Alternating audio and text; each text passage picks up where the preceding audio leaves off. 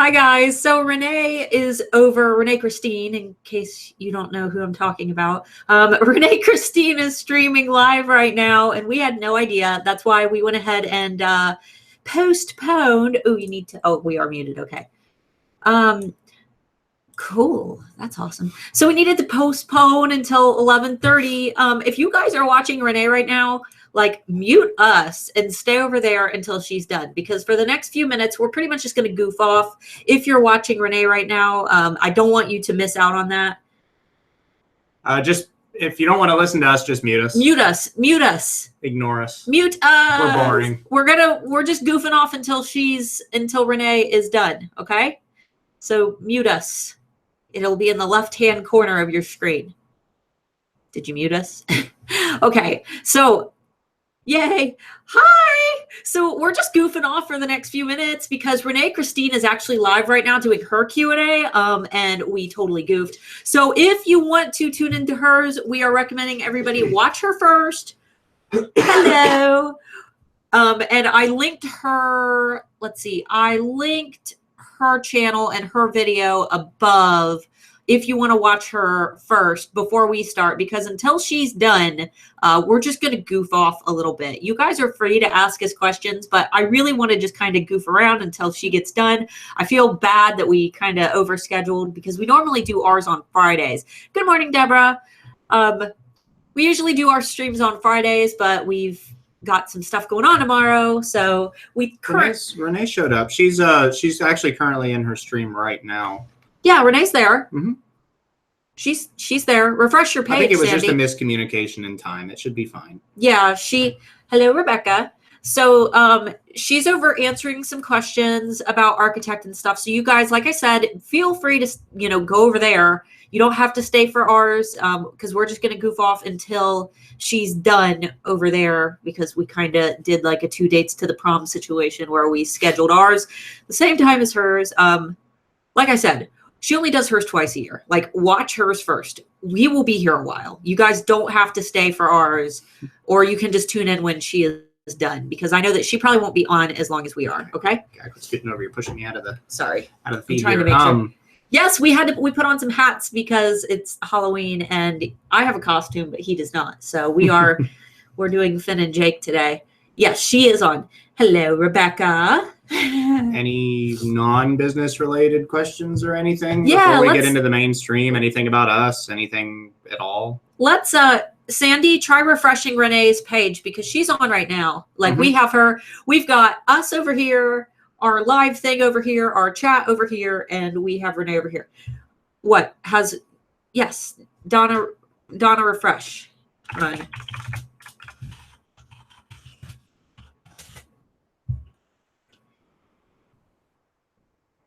It's one of our favorites too. It's one of the things we can watch with our kid that isn't too obnoxious. My Halloween costume, I am doing a deer because it's just antlers and a tail, and I'm going to put more focus into my kiddo's costume. She is a pink cheetah, though. Did you ever post the photos that you edited a couple weeks ago in your YouTube video? Did I ever post the photos?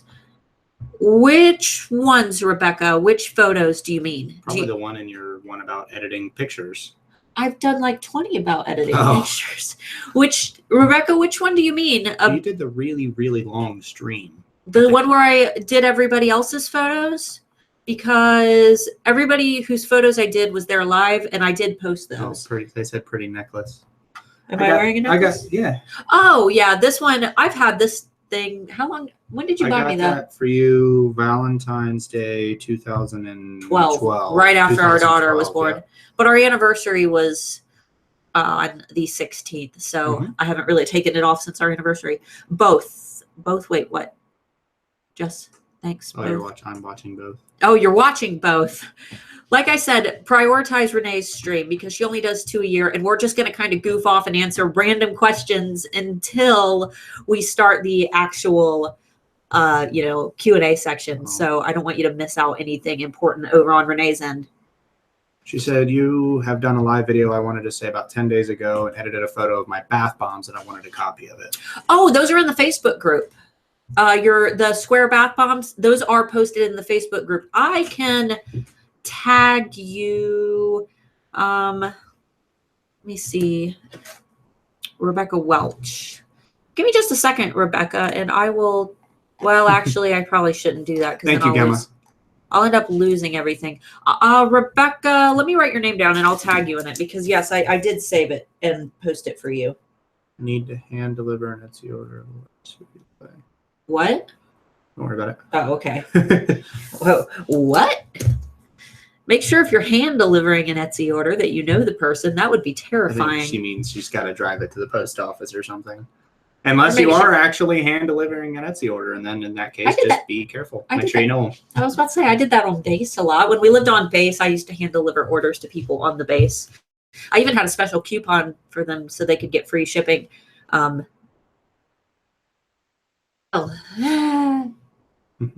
It is Gemma. Renee was right. I'm terrible with names, so I'm sorry. You know what? We watch it's Crazy Russian Hacker who he has a bird, and it's actually the first time I'd ever heard the name, but he has a bird named Gemma. So every time I see the name, that's what I think. So I'm glad that you corrected me because I heard Renee say it earlier, and I was like, is that how you say it? So panic, I see nothing. Sandy needs to refresh. Refresh if you can't see us. Okay. All right, guys. Do you have any questions? Non-related. Yeah, Rebecca, your photo is in the Facebook group and it's probably buried since it was a couple weeks ago. So the best thing to do is go into the Facebook group and go to the right side of the Facebook group when you're on your desktop, and you'll just see like all group photos. If you go into that and you just scroll down, you should be able to see your photo a lot easier. This isn't really tech, but I'm going to be doing a few craft fairs next month and want to collect emails from customers. Any suggestions on how to do this? Yes, Donna, what I recommend, got to close out the YouTube comments when they pop up because they won't go away.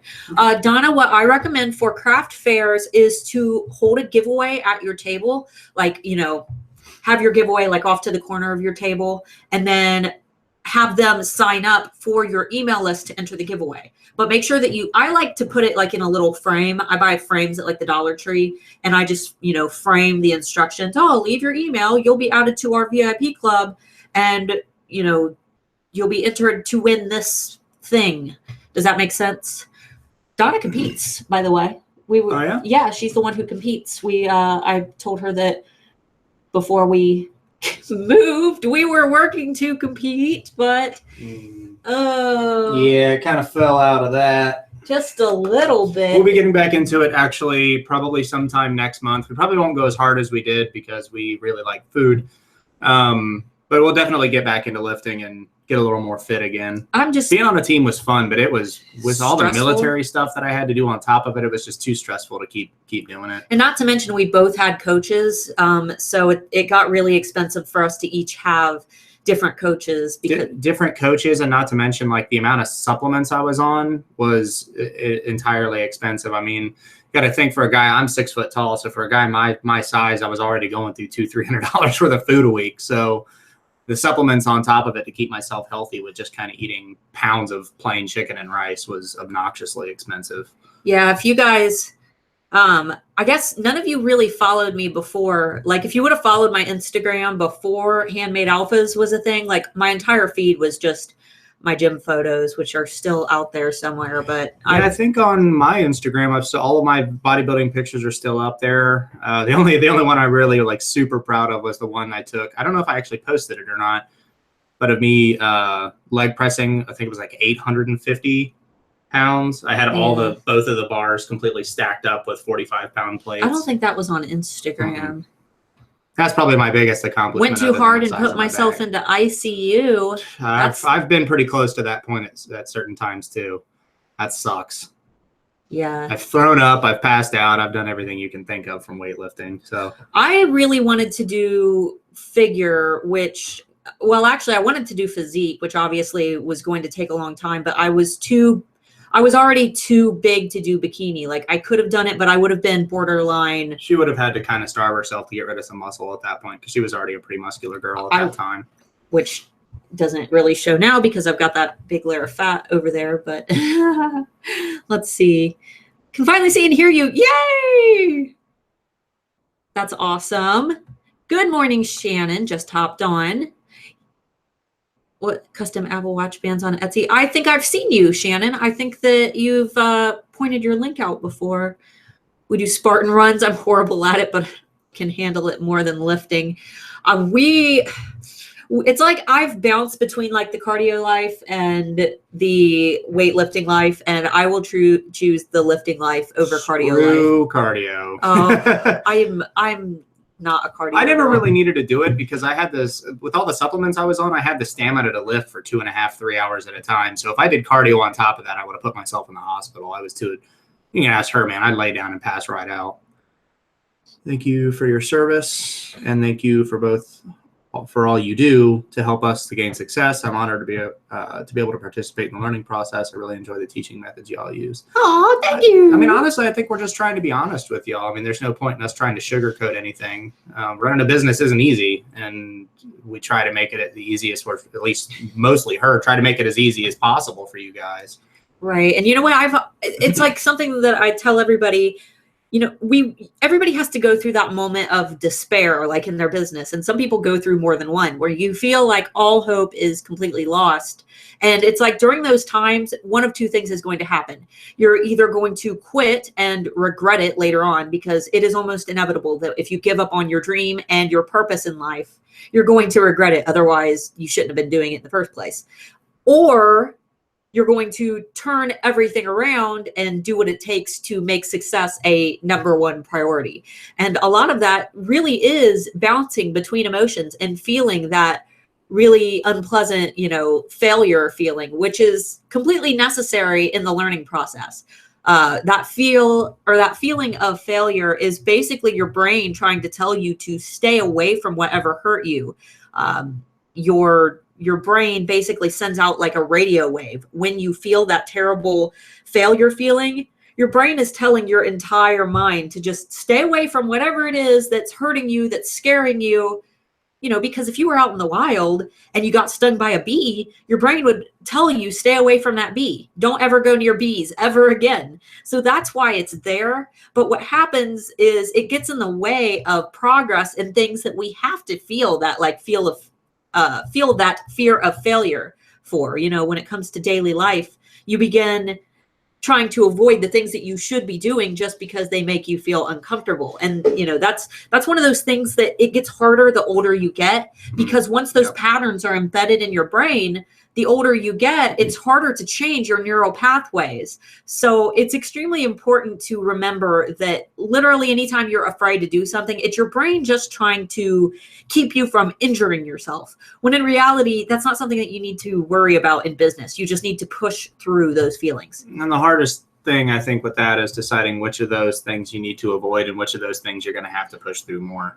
Because, I mean, running a business, you're going to run into situations that you're probably either not comfortable with or you don't know what's going to happen when you do it. And being an entrepreneur, being a handmade business or running your own business, sometimes you got to take leaps that might not be the best thing in the end, even though they seem the best at the beginning. But that's all part of being an entrepreneur. You're going to have some failures and you're going to have some successes. We've had failures. We've had plenty of failures. It just kind of happens.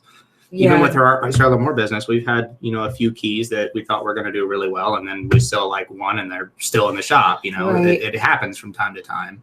I think that our biggest business failure was probably in, what year was that big tax thing that happened? Our big tax fiasco. That was 2014 or 15. We ended up, we got a little confused with some of the taxes. We got a letter from the state of Ohio. Because we lived in California. We were stationed there with the military. Right, yeah. We, at that point, hadn't made that much money with the Etsy business yet. It was one of our best years. Excuse me. But we got some letters with some kind of confusing information. We thought we were going to get a tax break we weren't going to get.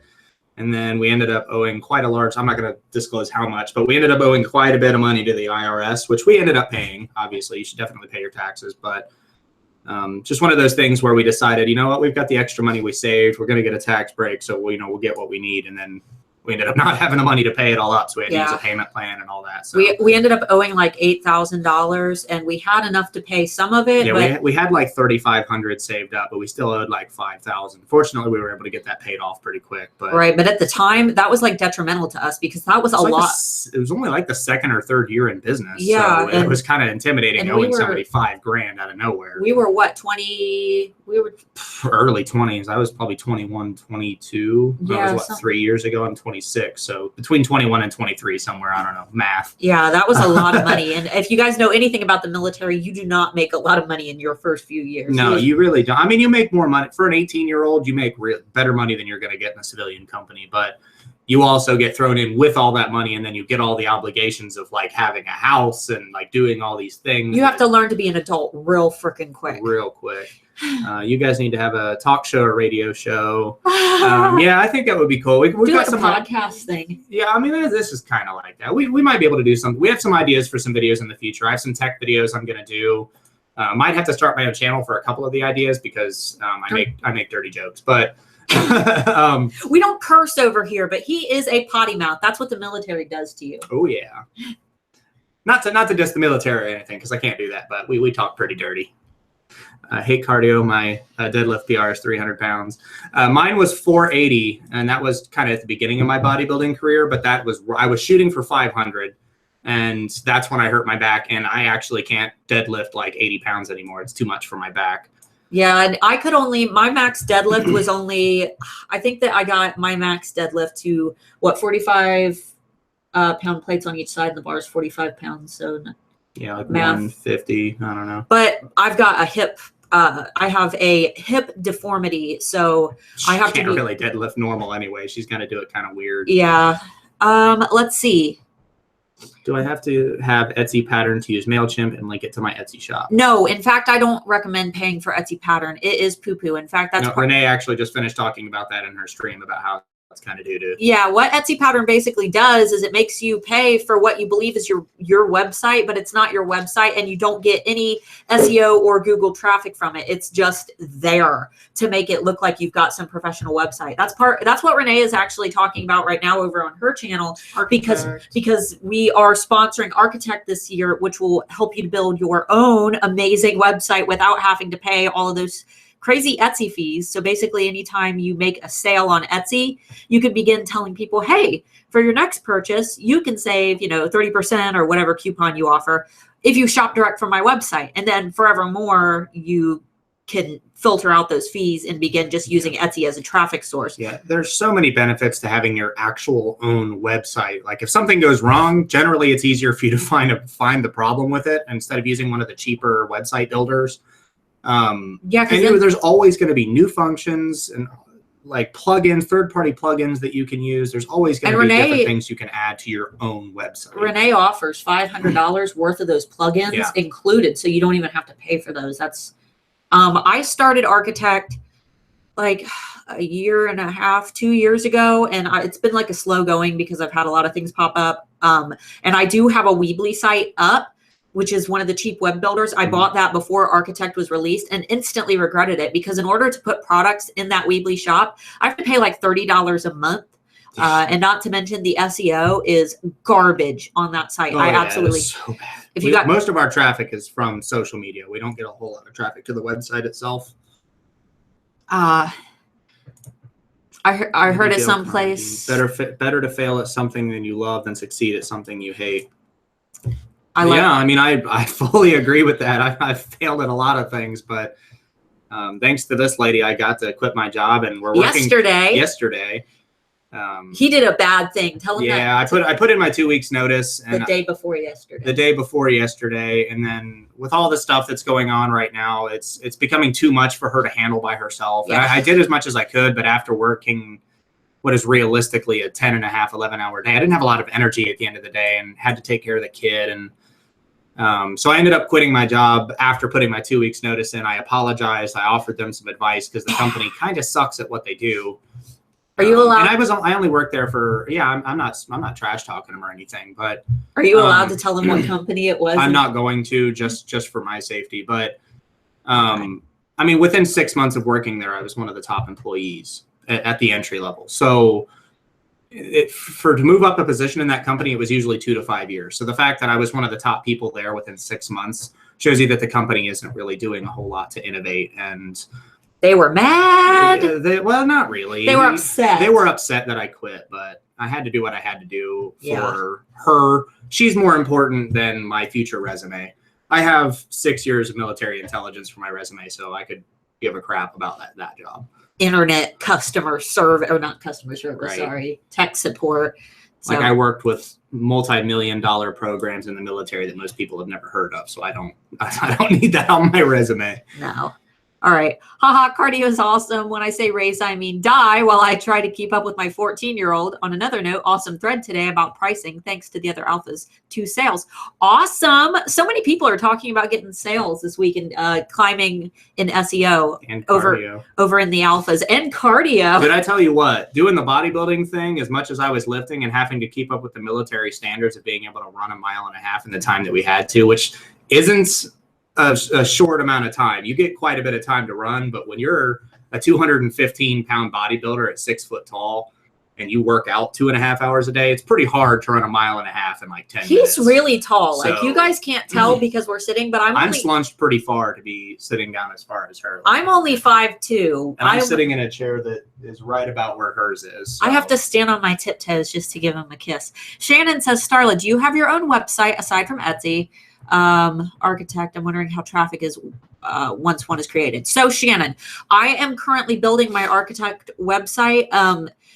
I've got a lot going on right now. So that's why I'm so grateful that Architect is like, you can pick it up anytime, because it's been a slow going. And this is actually my second time going through it, because I took it once, watched the entire thing through. And then I always like to watch a whole course first before taking action steps. And then I go through it a second time. I feel like that helps me more personally. So what I did was I watched the entire course, started watching it again, and began working on it. And then she announced that Architect 2.0, which is what you guys are buying now, she announced that was out. So I went ahead and decided to wait until Architect 2.0 came out, because I've got so much going on with the alphas. I want to wait until I know that I have the time and ability and brain capacity to keep going. But yes, I do have another website. There's just nothing for sale on it. It's my crappy Weebly site, and it is artbystarlamore.net. Don't even ask me why I got a .net and not a .com. It was a big goof. And now somebody bought artbystarlamore.com and is selling it for like over $2,000. So I'm never going to get that. But that aside, Weebly has been a terrible experience for me, and I've heard the same about Wix, and I've heard the same about Squarespace and Shopify. The thing is, traffic on Architect, you get SEO plugins that are going to help you to get people on your website through Google search. So you don't need to worry about traffic. I have the $1,000 discount link down below in the description, and when you buy that discount through the alphas, you actually get a free full Etsy coaching session with me, where we go through your entire shop. I go through your photos, your SEO, your descriptions, all of your cosmetic things, branding, and we spend an entire day doing a full free boot camp, which most coaches charge upwards of $800 to $2,000 just to do these full day sessions. And I'm offering that as a completely free incentive, not to mention you're getting the $1,000 discount for Architect. So that will be linked below if you guys are interested. But yeah, those web builders are a no-go. Feel free to check out my site at artbystarlamore.net. That's the one that I built with Weebly. And yeah, it looks really pretty, but you will never find it in a Google search result. I have people that follow me on Etsy. Is this a good thing? Why not like an item or favorite shop?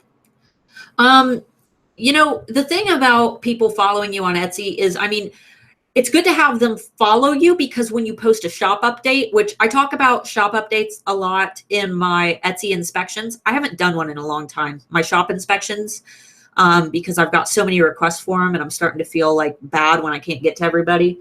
But basically, your shop updates, you should be posting lifestyle photos in those shop updates, not just recycling your listing photos. And what that does is it shows all of your followers that photo in their Etsy feed, almost like an Instagram photo. So it's good to update those. So yes, it is a good thing to have people follow you. It's a good thing to have people favorite your shop, and it's a good thing to have people favorite your items. but it's not going to help you like in SEO terms. I guess a lot of people want to know if favorites affect their SEO. And I have some listings that are favorited thousands of times, but they have more favorites than my best sellers, because ultimately when someone clicks on my bestseller, they usually buy it. They don't favorite it. They're not going to just, oh, I'm going to favorite it and then I'm going to buy it. Like, they usually favorite it to save it for later. And then a lot of times people don't even buy what they favorited. They buy something else. So there's no such thing as failing, only learning. You may have, or you may not have gotten the result you wanted, but you learned and gained experience. You may use that learning later for a greater vision of success. Absolutely. Absolutely. Everything in life is a learning experience, whether or not it's good or bad. Right. And I mean, I agree. I don't really think that there's any such thing as failing, because literally in your brain, more psychology, every time you learn, it's because your brain has changed patterns, and it only changes patterns when you've experienced neural failure, when your brain has sent out an error signal to the rest of your cortex. It's basically saying, oh, normally things are like this, but wham, something changed. And, now we have to completely change our patterns. That happens every time you learn something. It just happened. If you just learned that from me saying it, you just learned it, then yes, your brain just went through neural failure. And a big thing with that is that's why you tend to remember negative things more than you remember positive things, right? Because they stand out that much more in your brain. And that's why failures are generally going to be something you remember a lot longer than successes. Anything you learn in college or anything like that isn't going to measure to anything traumatic that's you've happened in your life. You're going to remember something traumatic or negative for probably your whole life, but positive experiences are kind of on the short term, unless they're like extreme, make you pass out kind of happy things. Well, that's like, for example, if you post like a selfie, say you post a selfie on social media and you get 100 positive comments of people telling you, oh, you're so pretty, you're so beautiful. And then you get one negative comment. Suddenly all 100, the whole world collapses. Right. All 100 of those good comments, you are gone, and all you can focus on is that one negative one. And God forbid you guys ever start a YouTube channel, because if you expect all positivity on YouTube, oh yeah, man, my one video, it's got more views than anything, and it's how I made $106,000 on Etsy, but it was talking about Handmade Titan University when enrollment was open. But I wanted to leave that video up because it's honest. Yes, that is how I got successful. I got successful because I have a coach. That's why I decided to become a coach. And I had somebody hop on there a couple days ago and say something like, oh, silly me for thinking this was going to be educational. It's obviously just a big advertisement for Renee. YouTube got me again. And I told her, I said, Renee doesn't pay us a thing, by the way. Well, except for our Handmade Alpha. That's her business. I'm talking like she doesn't pay us to shout her out. Oh, no. Obviously we're sponsoring her with her stuff. With Architect. But she doesn't pay us to talk her up or anything like that. No, and you guys we're honest. If she messed up, we would be honest about that. You guys see HTU students. That's just how we are. We love her. Works.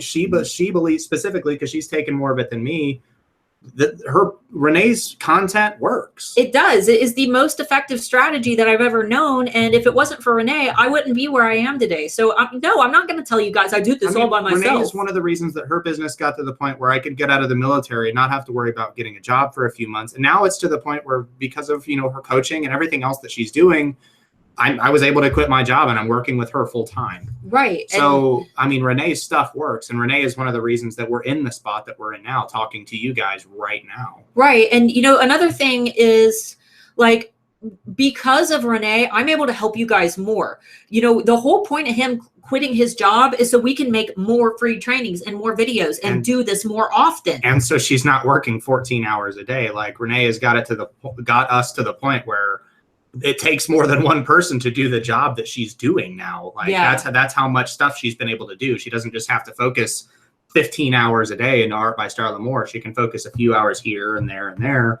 But now it's to the point where she's doing 3 or 4 things at a time, and it takes more than one person to do all that. So and most of that is thanks to obviously her hard work, but thanks to Renee and the help that she's been able to push for us. And a lot of people also, they say, well, aren't you worried that you're recycling like Handmade Titan University content or Renee's content? And no, because the thing about Renee is we have completely different teaching styles. I have a teaching background. I taught preschool, which is kind of weird, but you know, my entire life has consisted of me doing different teaching styles. I taught, I did some coaching, like some actual bodybuilding coaching on our base with a couple of our newbie lifters.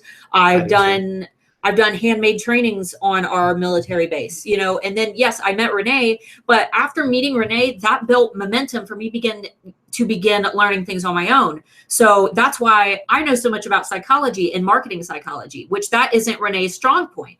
Her strong point is in, you know, like building the 6-figure company and designing a website and the tech aspect. And, you know, she used to be a journalist. So it's like all of that, those are her strong points. I lean more towards psychology and human connection and the actual Etsy details, you know? So though we do a lot of the same things, what we teach is completely different. And I think that most of you guys know that. If you follow us, you constantly point out how our teaching styles are different, but they flow well together. So yeah. Sorry for that like 10-minute ramble we just went on for that. No, that was both of us. That was both of us. She's really good at rambling, but sometimes when I get into it, I get into it.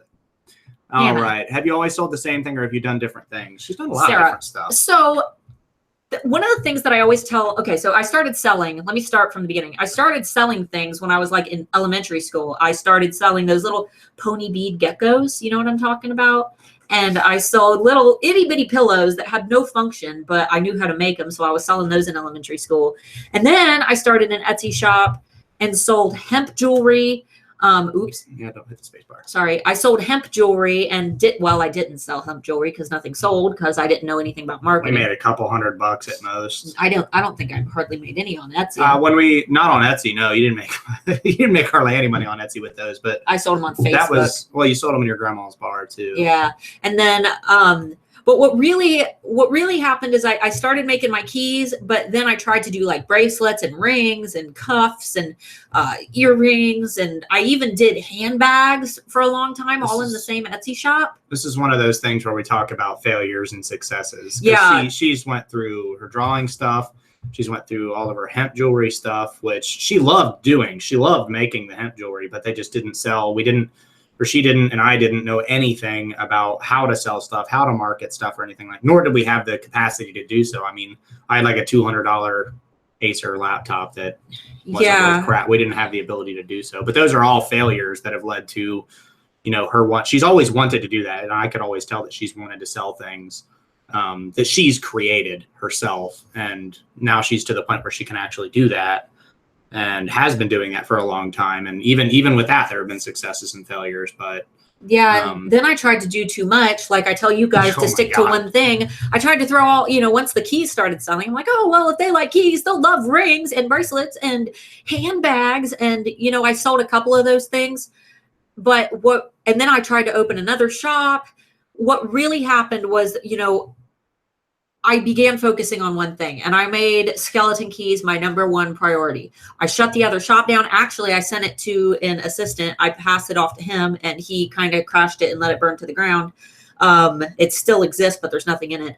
And then my handbags, I took those out of the shop. When I really began focusing 100% of my energy into the one thing that I was good at, which was the skeleton keys, that's when things blew up. And that's why I stress to you guys to not try to open like a bunch of shops. Focus on one, you know, focus on one thing. And focus on something that you're good at and something that you like doing. Like we know that the skeleton key business isn't going to make us billionaires. You know, we're not going to become some giant corporation selling what she sells, but she enjoys doing it. Right. And it's something that sells enough to kind of live on. So why wouldn't we? So you don't need to sit out there and constantly search for something that's going to make you millions of dollars. Obviously, you need to think a little bit about money, what's going to be sustainable for you, and always have a backup plan. But do what you like. Even if you don't like it 100%, she doesn't like making the keys sometimes. That happens. Sometimes you have writer's block when you make your products and all that kind of stuff. And that's going to happen. So don't focus too much on the money. Focus more on what you like. And if you like it enough, it's going to lead to somewhere. If you're committed enough and you like it enough, it'll lead to somewhere. Right. And And she's an example of that. that passion seeps through your work. And so is Renee. Renee's an example of that too. Right. You can really tell when someone loves what they do, as opposed to somebody who just made something and threw it on the internet to make money. If you're doing it for money, you're not going to be successful. I mean, everybody ultimately wants money, but if money is the only reason you're doing it and you hate what you make and you don't enjoy it, then you're not going to be successful doing it. Example, political puns aside, one of the richest men in the world, he's our president right now, Trump. Had a line of, and I'm not going to get political because I'm not doing that, but I'm going to sit on my foot. Has a line of vodka, or had, I don't know if it's even still out there. The dude doesn't drink. Yeah. He claims to never have drank ever in his life. I don't believe that. It's a complete and utter failure. He probably never even tested the product. It's just his name That's on just it. an example of somebody trying to make money on something that they don't know anything about, that they don't care about. Care about what you make and it'll go far. Eventually, it takes time. Right. Hannah. Hi, Starla. I don't know if you've seen me milling around Facebook yet in your emails, but you've been an absolute star. It's comforting to know you and the alphas are here to help in this scary adventure. Of course, that's why we're here. We want to see everybody succeed because the thing is, everyone's like, oh, I don't want to have any competition on Etsy. Yes, you do. Because without a strong marketplace, nobody's going to be successful. No. We have to have good sellers. See, an example of that, if there's no competition, then that it's not a needed product. There's no demand for it. If there's not a lot of people making it, then there's probably not, unless you have something revolutionary or something that nobody's ever heard of. Close out Renee or Ty Lopez is going to pop up on our screen. Oh, no, Ty Lopez. Get Ty Lopez out of here. You can close this. Short little muscular man. Get out of here. Okay, Renee's stream is done, you guys. So we probably will end up having a few more questions, but I'm going to stick this over. Okay. Okay. But anyway, yeah, if there's no competition for the product, then there's no demand for the product. Exactly. It doesn't mean you can't make it, but I wouldn't make that your number one priority. Unless you think it's something that's going to do amazing that nobody's ever thought of. If there's no competition, there's no demand for the product. Here's the thing. When you were starting with a product that nobody's ever done before, like you're just starting with some new thing, like you better know some damn good marketing, because if you don't know how to market that brand new thing, you're not going to get anywhere with it. It's really hard unless you do like a Kickstarter and you get some recognition on the maybe like BuzzFeed. But there are tons of obscure products that fail all the time. So, you can't just make those obscure products and hope that they succeed. There we go. That's better. I don't need the actual live feed. All right, where are we? Here we are. Okay. I'd like to say thank you so much. I learned a lot from you this week. You're welcome. And we're trying to do one of these at least once a week. That's why we had to move it up to today. So if you ever have any questions, feel free to ask. Renee's done doing her thing now, so we can get into legit questions. I think we have been getting legit questions. Well, yeah, kind of. Well, we're already only halfway through our comments. We're going to try to buzz through. Thank you for the nice comments, but we'll probably skip over most of the nice comments just so we can get to the questions. Oh, we already read Hannah. I always thought that would be a good app. Take a photo of your loaded bar and it tells you what the weight is. Oh. I used to spend ages calculating it. The thing is, there's so many companies that make plates and stuff like that that would be kind of difficult for them to get everything weighed out. Because plates are all different sizes. CrossFit plates are bigger, even though they weigh, they're smaller. Here's one thing I'll tell people, and I know this is totally unrelated to business. This is back on the bodybuilding thing. Unless you're a power lifter, this is where we speak in. Okay, I'm trying to scoot it over. Unless you're a power lifter, don't worry about how much weight you're lifting. Obviously, you need to try to lift as much weight as you can, and you should be failing on the last rep. Like, it should be hard for you to get that last rep out. But don't necessarily worry about how much weight you're pushing, because realistically, to be completely honest, like, I could leg press over 800 pounds at my peak, but my bench press was still like the 200-pound range. My bench press was weak. I still, to this day, have a huge chest. You don't have to lift heavy weight to be able to get big. It's all about how you make yourself fail in your form in bodybuilding, not business. So back to business. We were talking about bodybuilding before the stream, guys. For any of you that weren't here before. Right. All right. Grandma in a box. Yeah, I did the trial and realized I've worked so hard on my Etsy shop, and with Pattern, I'd have to pay $15 plus try to get people to go over there. Should be kind of backwards. Yes. Yeah, just don't worry about Etsy Pattern. Get rid of Pattern. Nobody likes Pattern. Nobody goes. Pattern has no SEO optimization. There's not, you can't do anything with Pattern other than link people to it and say, oh, look, this is my not really website. So I would, and not to overplug Architect, but we were talking about that before there's a few new people in here. Check out Architect. If you want your own website, it's a great resource to do so. Having your own website, like I said before, is the best way to have whatever content you want on your site unrestricted, and there's always going to be updates. And if there's a problem, you can fix it easy. And no one can shut your freaking shop down. Etsy shuts shops down all the time. So does Shopify. And plus you get my free Etsy full boot camp all day, one-on-one coaching session when you buy through our link down in the description. And people say that making your own website is expensive. It is. Over time, it is kind of expensive. But you save have to money spend money to make money. Like the amount of money that we've spent on her business that hasn't resulted in a direct income or a direct immediate amount of money, you'd be shocked at how much money we're still to this day spending on stuff. But it still evens out, and we're still in the green most of the time. You have to look at things like in the long term. Everybody, what happens because we have that fear of failure type thing, everybody wants to see immediate results with stuff. And all they can focus on is the loss. Well, that's expensive. There's a big price tag on it. And that comes with anything, guys. It doesn't matter what it is. It could just be like some books. Oh, this book is like $40. I don't want to buy this book.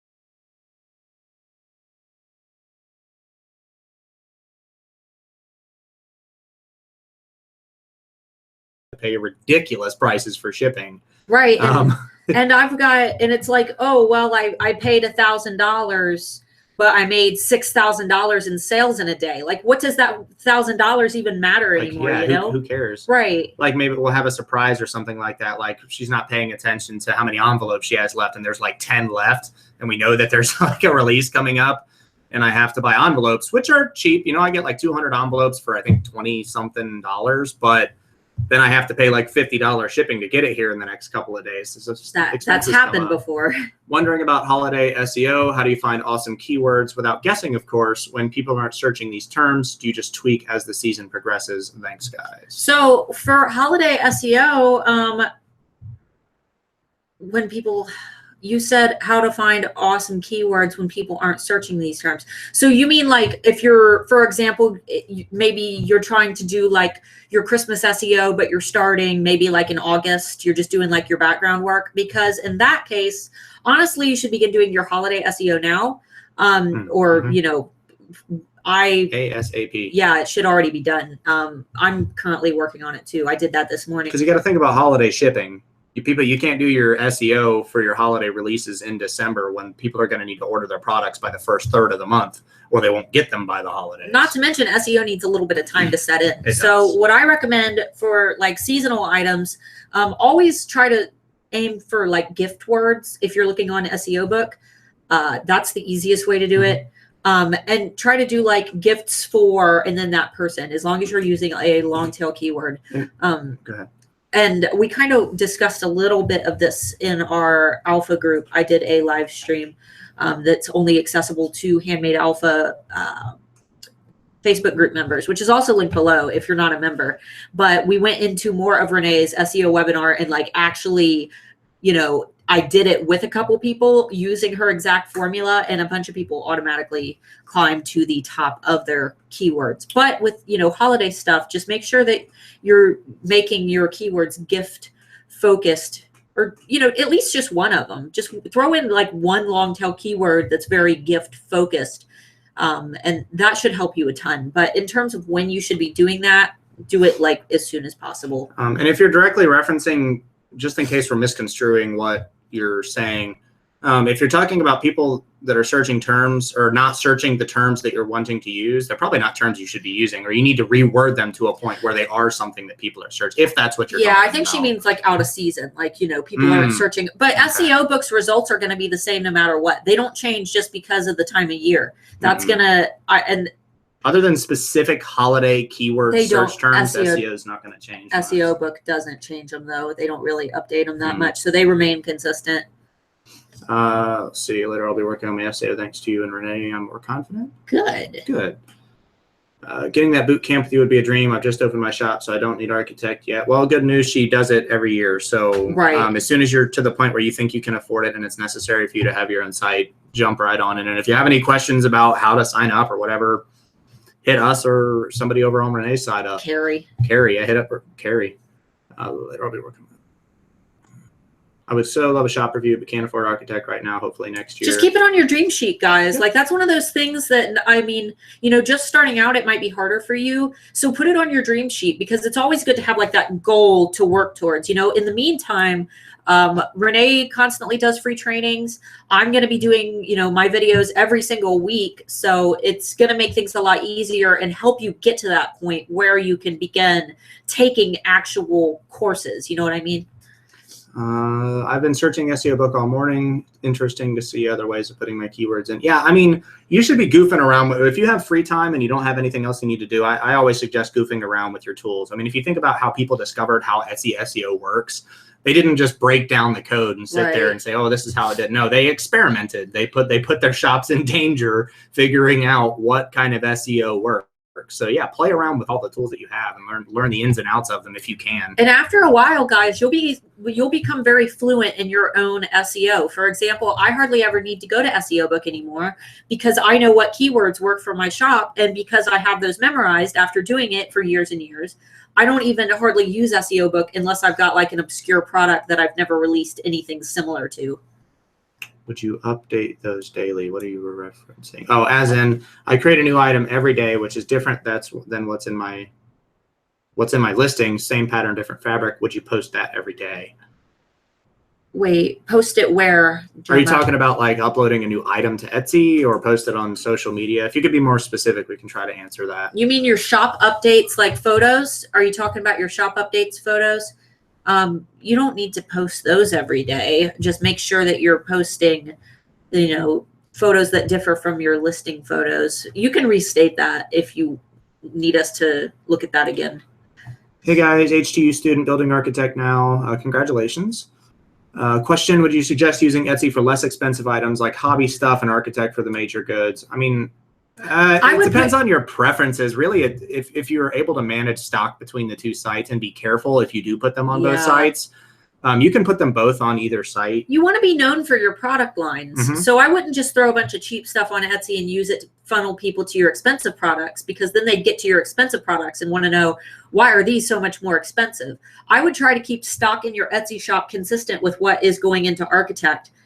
Just keep, you know, make sure that you're keeping track of where your stock is. Monitor your shop, because if something sells out on your website, if it's not linked to Etsy or something like that, she knows more about that stuff than I do. But if it's not linked or anything like that, and you're selling both of the same product on Etsy and on your website, if it sells out on one but on the other and you don't have the resources to make it, then you got to come up with that awkward response like, yeah, I don't have that product anymore. And then you got to figure out if you want to take the hit on your ratings on Etsy because you goofed, or if you want to send them something better. I don't know. Just be careful if you do double stock them. But that's entirely personal preference. It really doesn't matter. Yeah, in my opinion. I don't think that you should just put like more expensive items on your website, because that's just going to make people want to know. Because, you know, like I said, you want to be known for your products. Not to mention different funneling techniques, like she's explained to me before. Having a couple of expensive products in your Etsy shop isn't going to be detrimental to your bad ones. And as a matter of fact, they'll help sell your lower priced items. Exactly, because they'll look at your higher price items and say, I can't afford that. And then they'll look at your lower ones and say, well, they make all this really nice expensive stuff, so their cheaper stuff is probably pretty good too. Right. Let's see here. Love your hats. We do too. All right. The bad things are easier to believe. Pretty women. What are your thoughts on Facebook Live? For what, Dakota? Reference. I mean, it's great. Facebook Live, when you're like going live for your business, your video tends to be prioritized. A lot of times people will get a notification that you're going live, and you're more likely to show up in their news feed. So, and people love social updates. Yep. They like seeing you not Live. just selling stuff. They like actually seeing your face. And even if you're going to the store to get a coffee because you're going to be working all day, like people love the live experience. So. Because they like buying from you better than they do a corporation. Right. I mean, psychologically, they like you more than Walmart. Renee is a force to be celebrated. Free 9F charge. Free of charge? Free of charge. Hello from Scotland. Hello. Hello. Do you feel that a business which is 100% custom could succeed to the point that you have, as in mine? I mean, hers is pretty much 100% custom, unless you're talking about No, she means like one of a kind. So, Gemma, the thing about one of a kind products is you can't time consuming. Well, not just that, but you can't create bestsellers that way because what's going to make you succeed on Etsy is having the same listing sell over and over and over again, because Etsy's going to say, okay, Etsy's a business. They want to feature the things that are selling because they get a percentage of that. So, for example, I have a set of keys that is my bestseller. It's $55 to $60. And what are you doing? My ears are hot. Take off your hat. No, my hair is crazy. They're $55 to $60, but they sell all the time. So I don't need to even like renew them because they're selling almost every single day. They are like my big seller. And because they sell every day, if you search skeleton key necklace on Etsy, that set of necklaces is usually on page 1, position 1. It's a set of dragon keys if you're going over there now to do that. But because they're selling over and over again, it's ranking me higher. And because it's ranking me higher, they're selling over and over again. It's kind of like a wheel system. One thing that I will say is that for one-of-a-kind items, you can do it. It is possible, but because you don't have the benefit of all that organic traffic coming to your shop with SEO, you have to create the biggest raving following ever. And a great example of that, be sure to write this down. Are you ready?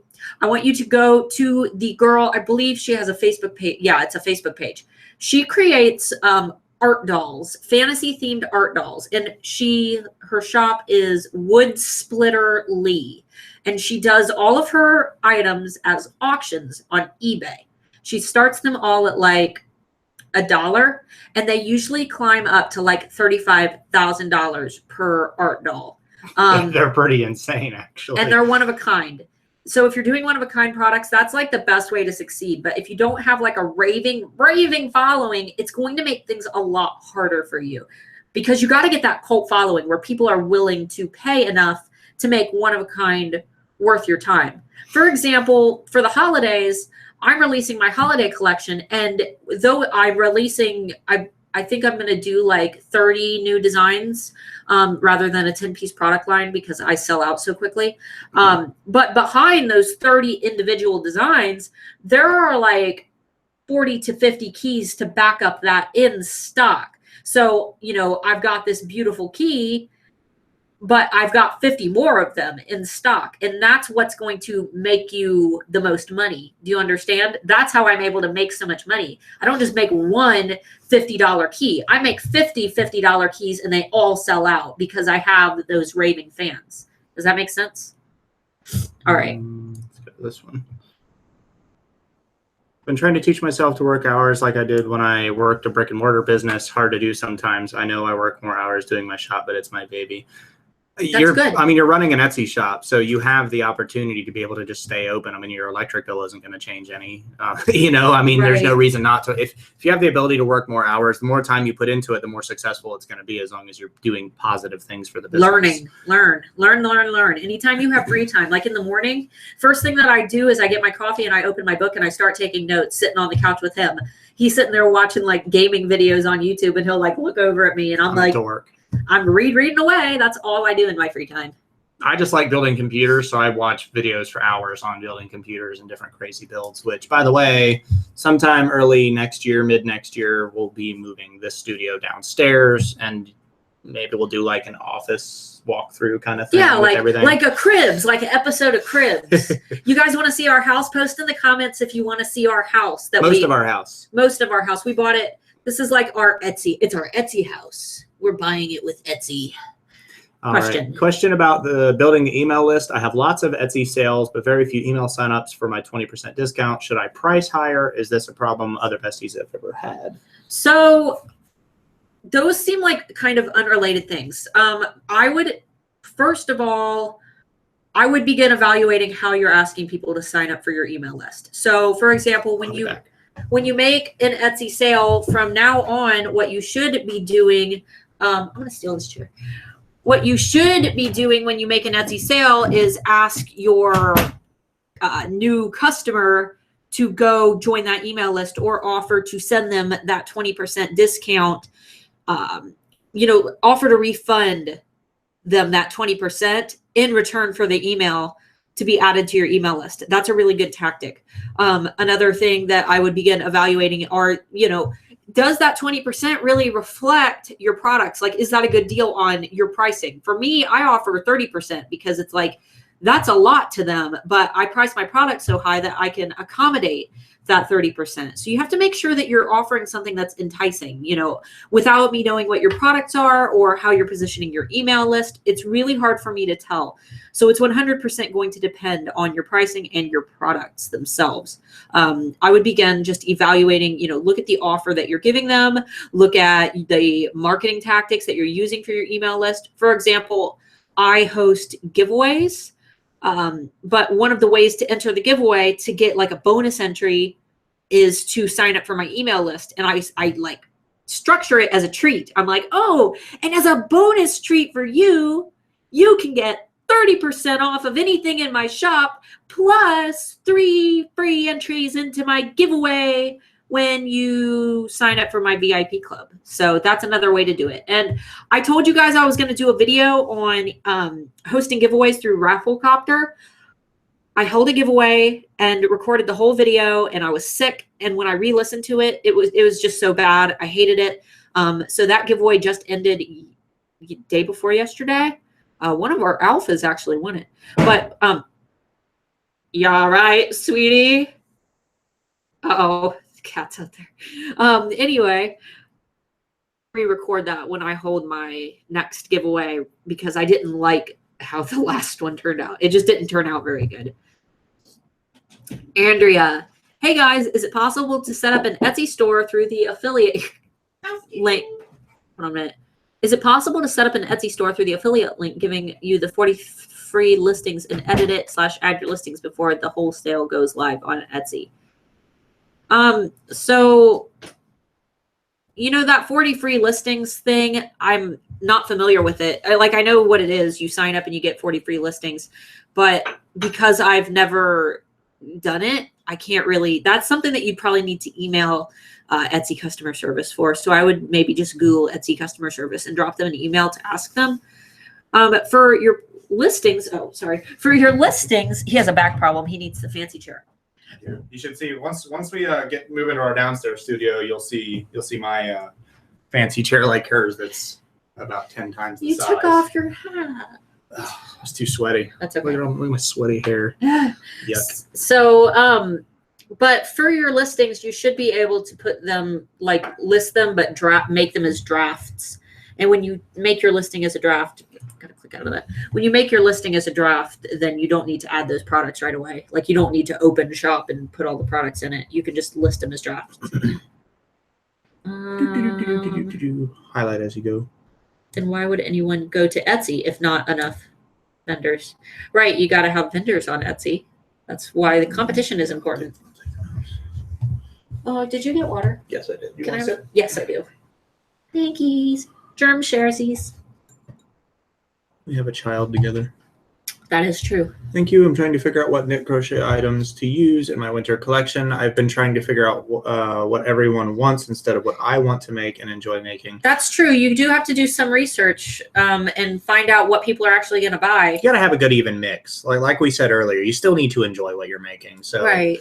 Try to take what people want and kind of put your own spin on it to keep it entertaining for yourself. Yeah, because usually if you're creating something that you enjoy, it's generally, as long as you're really passionate about it and you're marketing it correctly, you'll do fine. Will you be doing a video on creating a banner for our shop? Yes, that is on the schedule for this Sunday, the 29th, we'll be doing a 29 October. video on creating banners for your shop. No, I was a CrossFitter. Bad word. Yeah, you wouldn't have liked me when I was bodybuilding. I made fun of CrossFitters a lot. I mean, CrossFitters. You're working out, so it doesn't matter. You're It's getting just- your exercise. That's in. more of like, because that's like like in the military, you know, one branch will really like make fun of another branch. Right. Like he was in the Air Force and everyone made fun of him, and he always made fun of the Marines. Like that was just how it is. Right, like I bench pressed and did deadlifts and stuff, and you hurt yourself. It's fine. Don't listen to him. As long as you're working I'm just out. messing around. As long as you're working out, staying healthy, which I recommend to everybody here, especially if you can get a standing desk. If you're somebody that actually does their Etsy business full time, I don't know if there's any of you on here, try to stand up as much as you can. Be straight up, not leaning over, but try to stand up as much as you can. At the end of every night, because guys, I sit in my office for like 12 to 13 hours a day. Sometimes longer than that. Sometimes she starts, we put our kid on the bus at 7 o'clock in the morning. And sometimes she's not done working until 9, 10, 11, sometimes midnight. It just depends. And my legs from sitting in my chair, just sitting stationary for so long, like my actual quads get so sore just from not moving because I'm usually such an active person and I've been so sedentary lately. The front of her legs, for those of you who don't know what quads are. Yeah, the front of like above your knee. It gets so sore that I have to have him rub out my legs because I sit so long and I'm not used to sitting. So definitely try to move around. I have her do the same thing for me, but she's not strong enough for my big meat sticks. Your big meaty hams. Yeah. His tree trunks. All right. I'm trying to sell on Etsy and eBay, but I don't know what is best, or what do you recommend for shipping the jewelry? Jess, do not sell your jewelry on Etsy or on eBay. I mean, eBay is where you sell things unless you're auctioning and you have a big following that's willing to create like social proof by bidding high on your products. eBay, the purpose of eBay is to get the best price for something and sell crap for cheap. And most people, when they get on eBay, they're not looking to spend big money. They're looking to get a product for the cheapest price possible. So unless you're doing that one of a kind, you have that raving following like that seller Wood Splitter Lee that I told you about. I don't recommend trying to run a shop completely on eBay because though you could be successful, you're going to be successful selling a lot of products for a cheap price. And that's going to be too hard on you unless you can like bust out a million products. You know what I mean? So if you're making them by hand, do Etsy because people will value your work more. Let's see. I've sorted my photos with your... Read their names when you do. Hannah. I've sorted my photos with your training and done my SEO with Renee's training. I'm on page 1 and my views and visits have increased rapidly, but still 0 sales. What am I missing? Okay, Hannah. So if you're on page 1, and for one, make sure that the keywords that you're using are keywords people are actually searching. For 2, if your photos are great and your SEO is great and they are things that people are searching and you're just not getting clicks, look at the other items on page 1 and look at yours in comparison and ask yourself, does mine stand up to par with everything else on this page? Because usually it's something else. And a good way to do that is to maybe post in the Handmade Alpha Facebook group, which is linked below. Maybe post just tell us what your keywords are. Have a couple of the alphas type those keywords in, and have us tell you which listings stand out the most to us. And if your listing isn't one of those, then maybe you should begin looking at what those other people are doing that is drawing people in, because it could be a number of things. It could be, something with your photos that you're not realizing. There might be something confusing that you're just not seeing, but somebody else might be able to point out to you. You know what I mean? So it's usually something small that as a creator, you're just not realizing. You know what I mean? It's usually something that you just can't see, but someone else could probably point out to you. So maybe try joining the Facebook group if you're not a member. I think you are. Yeah, I think you already mentioned that you are. Elbows. Renee says pattern sucks. Yes, pattern does suck. Pattern's terrible. Sandy, my subject is horses, small niche. So now I'm thinking farm animals, jewelry, boxes, pillows, art prints. Am I too much all over the place? Horses are not too small. Horses is a great niche. People love horses. More of the world is rural than not.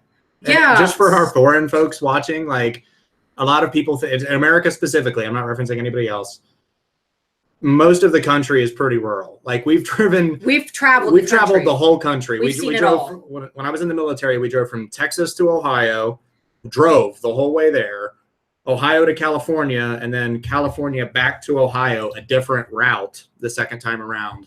There are more rural people than people that live in large cities. So if you're talking farm animals, that kind of stuff, more people are into that stuff than you think.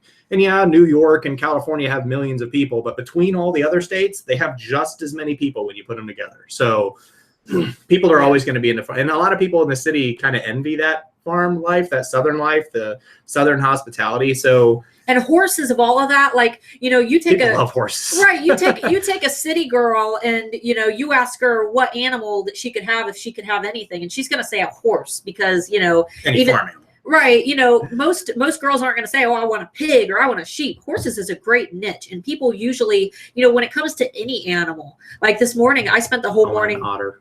Yes, he loves otters. I love otters. I spent the whole morning looking up bearded dragon products because my mom loves bearded dragons. She has 2 of them. And you like her dragons. They're sweeties. But I spent all morning looking at bearded dragon shops. And for anyone who doesn't know, that's a lizard. But, you know, there are bearded dragon shops. Come on, horses is a decent sized niche. So I think that you're right where you need to be. I would just begin looking, if you're not getting those sales, begin looking at other things like, you know, your photos, SEO, you know, smaller things, marketing. I mean, in all technicality, if you're talking about like farm animals and that kind of thing, like that's a bigger niche than her business is. More people are into that than they are skeleton keys. Yeah. So you have a huge market there. Yeah, more people are into horses than we do fine on what we're at. So, but I think as far as, because she's talking about jewelry, boxes, pillows, art prints, am I too much all over the place? That's yes. Try to stick to 1 or 2 things at the most. One thing if possible. Like you could do horses as a theme, but if you're not seeing success with it, I think that you paint the like the stone pendants with the horses on them, right? Because that's very interesting and it's unique. So I've never seen anything like that. I think that you could really succeed with that if you just focused it and really use that as your selling point. But you know, I know that it might be hard to duplicate products. I would just say do your best. You know what I mean? And that's the kind of thing that would be good for like little fair stands and stuff too. If you have the free time when you're on your side, vendors events and things like that. Farmers markets. Holy crap. Yeah. Farmers markets would be great for you. Anything that you can do on the side, not necessarily a brick and mortar shop, but doing like little public events, little city events, little festivals, that kind of thing. That kind of jewelry would be good there if you can get a little stand going. Right. Or even just a little table with a sign, you know? Right. And then, you know, even if you don't make any sales at that, you know, you've got like 100 horse lovers who now have your business card. So exactly. Let's see here. Just getting here from an Ace Q&A. Morning, y'all. Good morning. Good morning, Donna. Hello, Donna. Can you manually add emails from an existing list or craft fair paper list to MailChimp? Yes, as long as they know that they're being signed up for it. So just make sure that they know that they're going onto your email list. Yep. Buy quality, cry once. Oh, yeah, because you spend a little bit more money. Oh, yeah. And you only cry once. Right. You buy. Sometimes that applies. I've bought some expensive stuff that I thought was going to be good. It sucked. So price doesn't always equal quality. I'm going to close this window. Don't mind my pajama pants. I changed into normal jammies. I'm not in jammies. Oh, you're wearing normal pants? I'm wearing my shorts. Oh, no, Gome. What? Gome? Gome? Gome? Gome? What do you mean, Sandy? Everything went poof. Wow, where did you go? I don't know if you have any issues. Yay, video game back. We must have had some issues with our video before. I'm sorry if anybody missed out on some stuff. There should still be a replay. It hasn't dropped down for us at all. Our internet does like to go derp every once in a while because I haven't had the chance to hook up our own internet equipment yet. So stuff might still be a little bit derp. Let us know if we disappear again, okay? Well, we won't see it because we're way up here. Lost you guys. Anti-MBA video came back. Where'd you go? Few. I signed up for MailChimp, but that's as far as I've gotten. I've got to master it. Will I have a link to put in my Etsy shop for people to sign up for? No, that's not how it works. What you're going to wait. Will I have a link to put in my Etsy shop for people? Oh, yes, but it won't be like an active link. Man, I can't get this lighting right. And now you broke it. No, I didn't. It just fell. Yes, you'll get a link, but it won't be like a clickable link when you put it in Etsy. It will just be kind of like you tell them to copy and paste it into their browser to find you. But yes. I'm gonna mute this for 1 second while we fix this.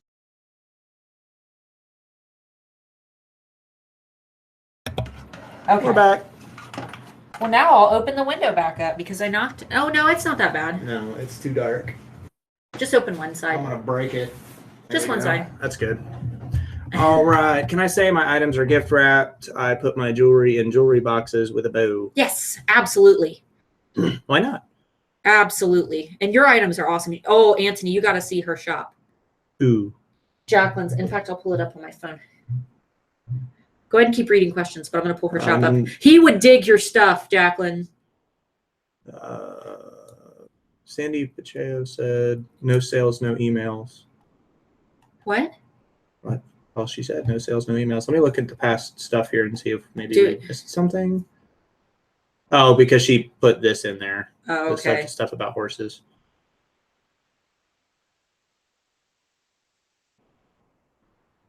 I'm trying to sell on Etsy. Ah, come on. Sorry, the chat likes to just shoot to the bottom. Yeah. If I'm scrolling when somebody posts a message, it boop, shoots it all the way to the bottom. So I'm sorry if we stop in the middle of saying something. I'm trying to sell on Etsy and eBay, but I don't know what is best or what do you recommend shipping. Oh, we already read that. Yeah, we did already read that one, didn't we? That one was way up here. What? Maybe it posted it twice. Whatever. Do you recommend marmalade?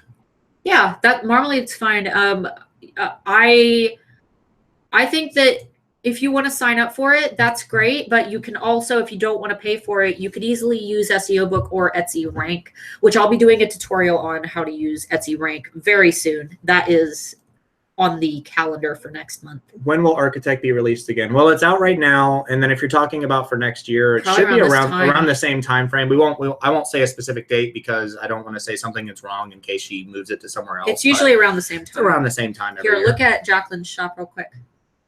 Or that's not her shop, that's her Facebook page. But let's see.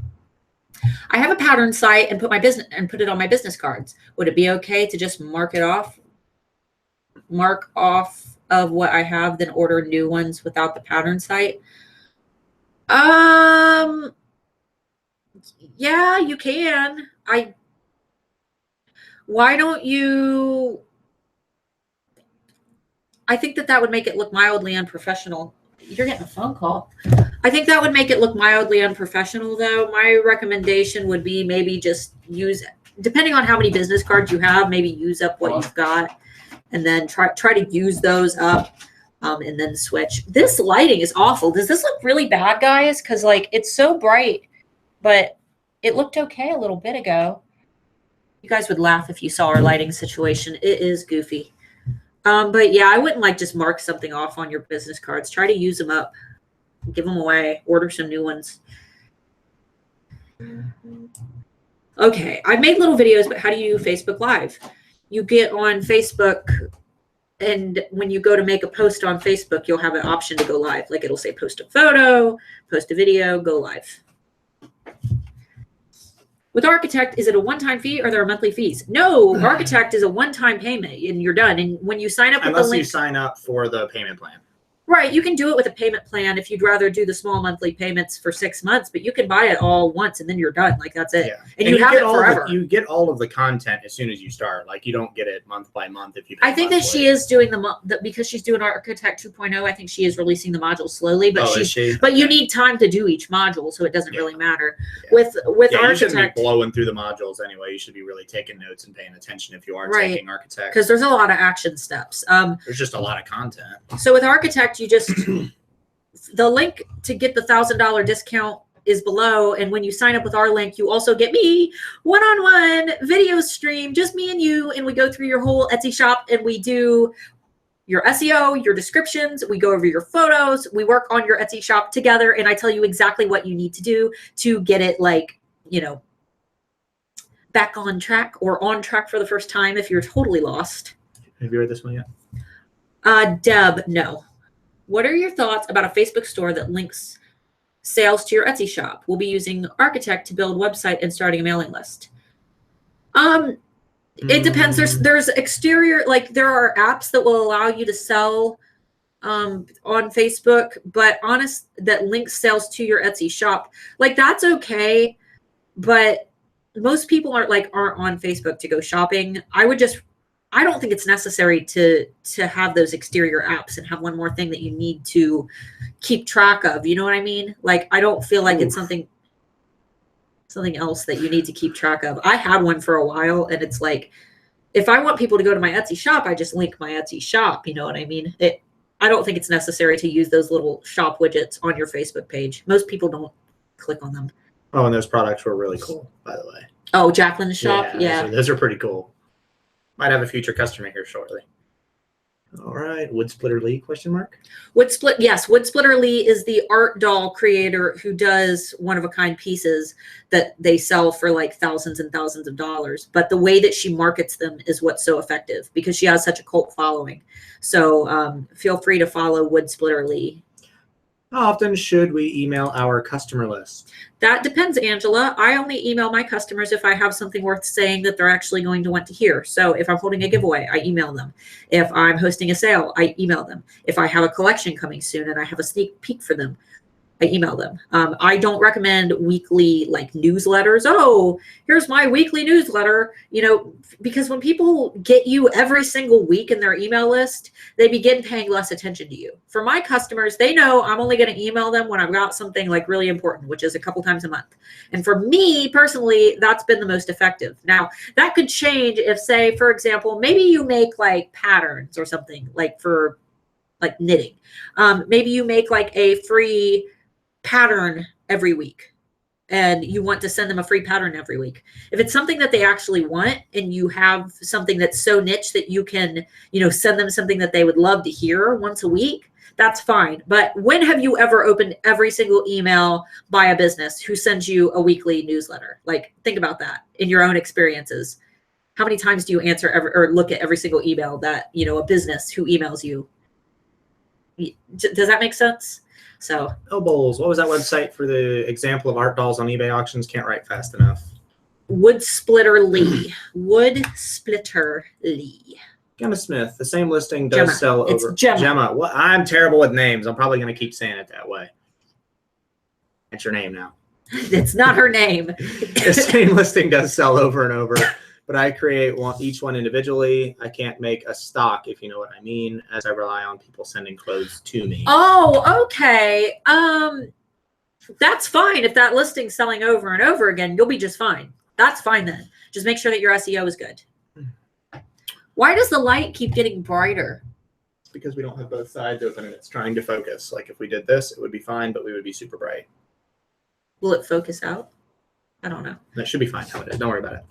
Heck yeah, Alpha Cribs. Oh, man, we're just now getting down to that. Yeah, we're going to be doing some major changes probably in the beginning of the year, depending on some different things. But we should be doing some pretty major changes during the beginning of the year. So back to Jess's question.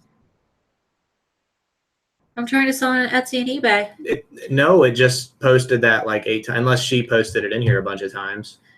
Oh. Let's see your crib. Love your sweater. Thank you. I think it's goofy. I've had dreams about the new things to create for my shop. Haha. I've actually woke up, written myself a note in my phone about an idea and went back to sleep. I do the same thing with my music. Yeah. But I never actually write it down because once I'm in bed, I'm done. Done. I'm going to fix that freaking window because I'm sick of that thing autofocusing. Video for getting email list and how to use it. Sandy, Renee Christine has a video that she uploaded just a couple weeks ago called MailChimp training there or something like that. It's too bright, but it's fine. And that's the only reason I haven't created a MailChimp tutorial because Renee Christine already has one. So just go to her channel. She just uploaded it a couple weeks ago. And that will teach you how to set up your MailChimp account. Is this what you just did? Sandy. Use it. Record a giveaway. That's when you went to answer the phone. Thank you for answering. Yeah, sorry if we're re-answering questions. It reposted your guys' questions on our side a bunch of times. Must have been when we were having internet issues. I bet that was when that was happening. Was when that was popping up. Angela. This one. So Yeah. Angela, I sell necklaces. Is it a bad thing to have the word necklace repeated in a listing? Example, dainty gold necklace, simple chain necklace, everyday gold necklace. No, that's fine. You can repeat it's Etsy doesn't mind repetition. Mm-hmm. It's Google that doesn't like repetition. So like if you were doing it on your like website, no, I wouldn't recommend doing that. But on Etsy, it actually helps a little bit to use a little bit of repetition. A lot of people say it doesn't work, but I've been doing it for years and it has not affected me negatively at all. So some people say, or elbows, some people say don't make banners, they hide your product. Will you tell them how to make mini banners also? Yeah, ignore anyone that says that is a huge piece of real estate. That is like a big free advertising. That is the first impression that someone's going to have. So anybody who tells you, oh, that hides your products. No, that doesn't hide your products. That's your branding. That's the first thing that they should see. And it creates an atmosphere. Yeah, so tell Walmart to take their name off of the front of their stores and see how many people show up at their store. Like, I know that's a dumb reference for that, but I mean, that's the first thing people see when they go to your shop. Here's the thing. People look for shops that look active. So any shop that I see that doesn't have like a banner and that big banner, I think, oh, they haven't updated their Etsy shop since Etsy added the big banner option. They don't even know what features are available for their shop. Like that's how that's how I feel. So that is a massive piece of real estate. And those are like, that is how you make a great first impression. It's not going to hide your products. The first thing people are going to do, they're not going to click and just look at your banner and then click off your shop. They're going to look at that banner, gather a first impression, and scroll down to your products. Go to artbystarlamore.etsy.com and you'll see how I use my banner. You know, I get compliments on my banner all the time, and I don't even have that product in my shop anymore, which I'm going to be redoing my banner, but.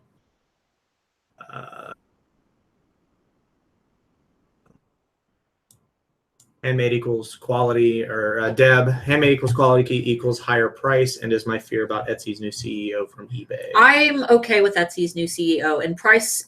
Him being the CEO isn't going to affect how we price our products. Your pricing is going to you do that. And a lot of the changes he's making are going to be beneficial. Like one of the big things I was upset about was when all the Chinese like just reseller crap that they started to allow. I was pretty upset with that. And Etsy's new CEO is kind of even that selling field of the competition. He's kind of even that out a little bit, even just since he's been in. Right, by adding Etsy Studio, which is where you can sell supplies, which is still kind of goofy, but he made it better. He found a solution. Like it wasn't the best solution, but he wasn't screwing those businesses over by saying you can't sell here anymore, because that wouldn't have been nice after just saying that they could sell there. But at least he moved them to their own place so they're not overcrowding the entire market. They didn't ruin it. They didn't make it another eBay, which is great.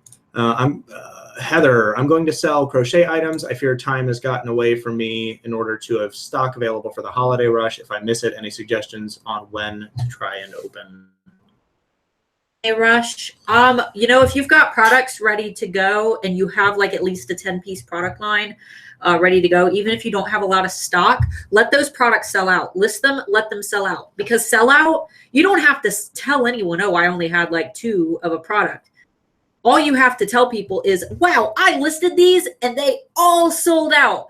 That makes people like realize, that's social proof. That tells people, oh, her products are selling. They sell out fast. I need to pay attention when she releases products next time. So let them sell out. List them, let them sell out, remake them. And then when you remake them and you advertise them, tell everybody, oh, these sold out immediately, so then they'll scramble to buy them. Sandy. Right. Everything with farm animals, horses and farm animals. That was, from our last. Oh, yeah. I think we kind of went over everything for that. Right.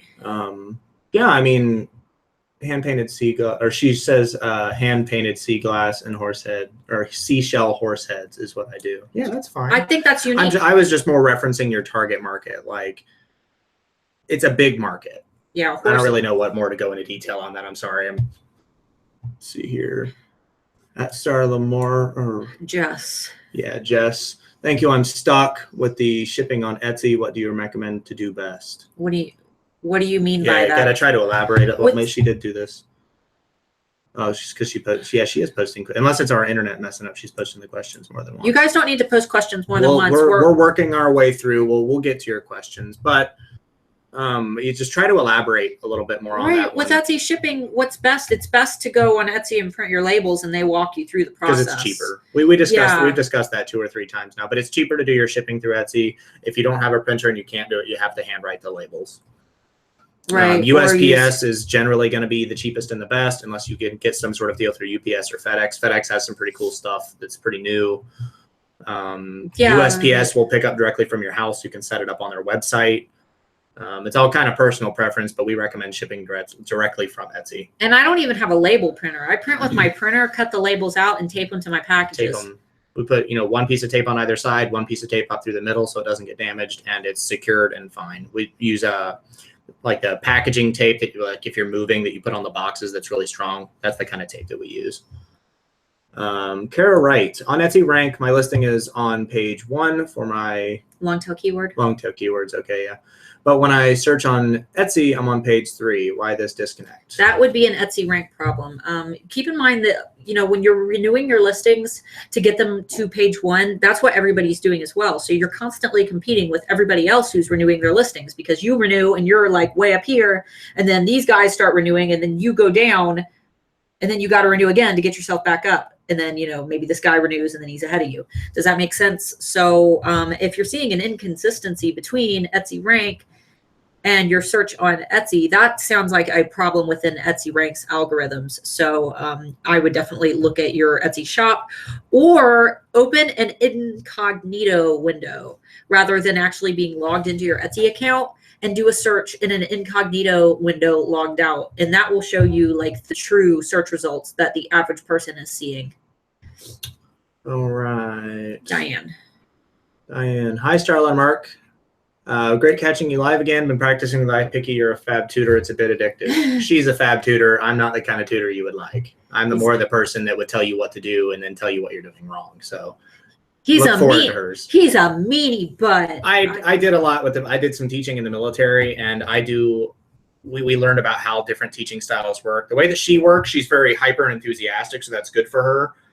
I'm not, so I generally give you a general idea, give you the time to do it on your own, and make you learn from your own mistakes. But with Etsy, it's kind of a different thing because it's with money. So my teaching style is drastically different than hers. Right. You got to consider the type of people he teach. There wasn't any smiling. Teached. He teached them things. Just like that. I'm not nice about it. I'm gonna tell her she did wrong. I'm glad that you guys are so accepting of me and my teach. I mean, if you ever want anything, like ask me any questions personally, and I'm the kind of person that I won't do it on here just to be nice, but I'm brutally honest about everything, and I don't care. So if you ever want an honest opinion on something that you're doing or that you've done that's unrelated to her business, you can hit me up for that. I mean, I'm brutally honest, but in a nice way. It's nice. I don't sugarcoat things. It's friendly brutality. I can't. That's just not who I am.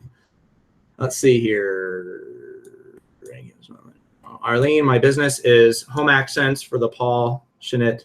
Sorry, I'm terrible with reading off this far away. Dog lover. I used to use the long tail keyword gift for dog lover so many times. I'm concerned about finding different words. If they're working, don't be concerned about it. No, I've used the words gifts for dog lovers in my own listings. A couple of her keys have the same SEO that they've always had. Like, they haven't changed. I put the long tail keyword skeleton key necklace in every single listing I list. And when you search skeleton key necklace on Etsy, I am usually on page 1, position 1. I was yesterday. I might have bumped down because I haven't sold that listing today.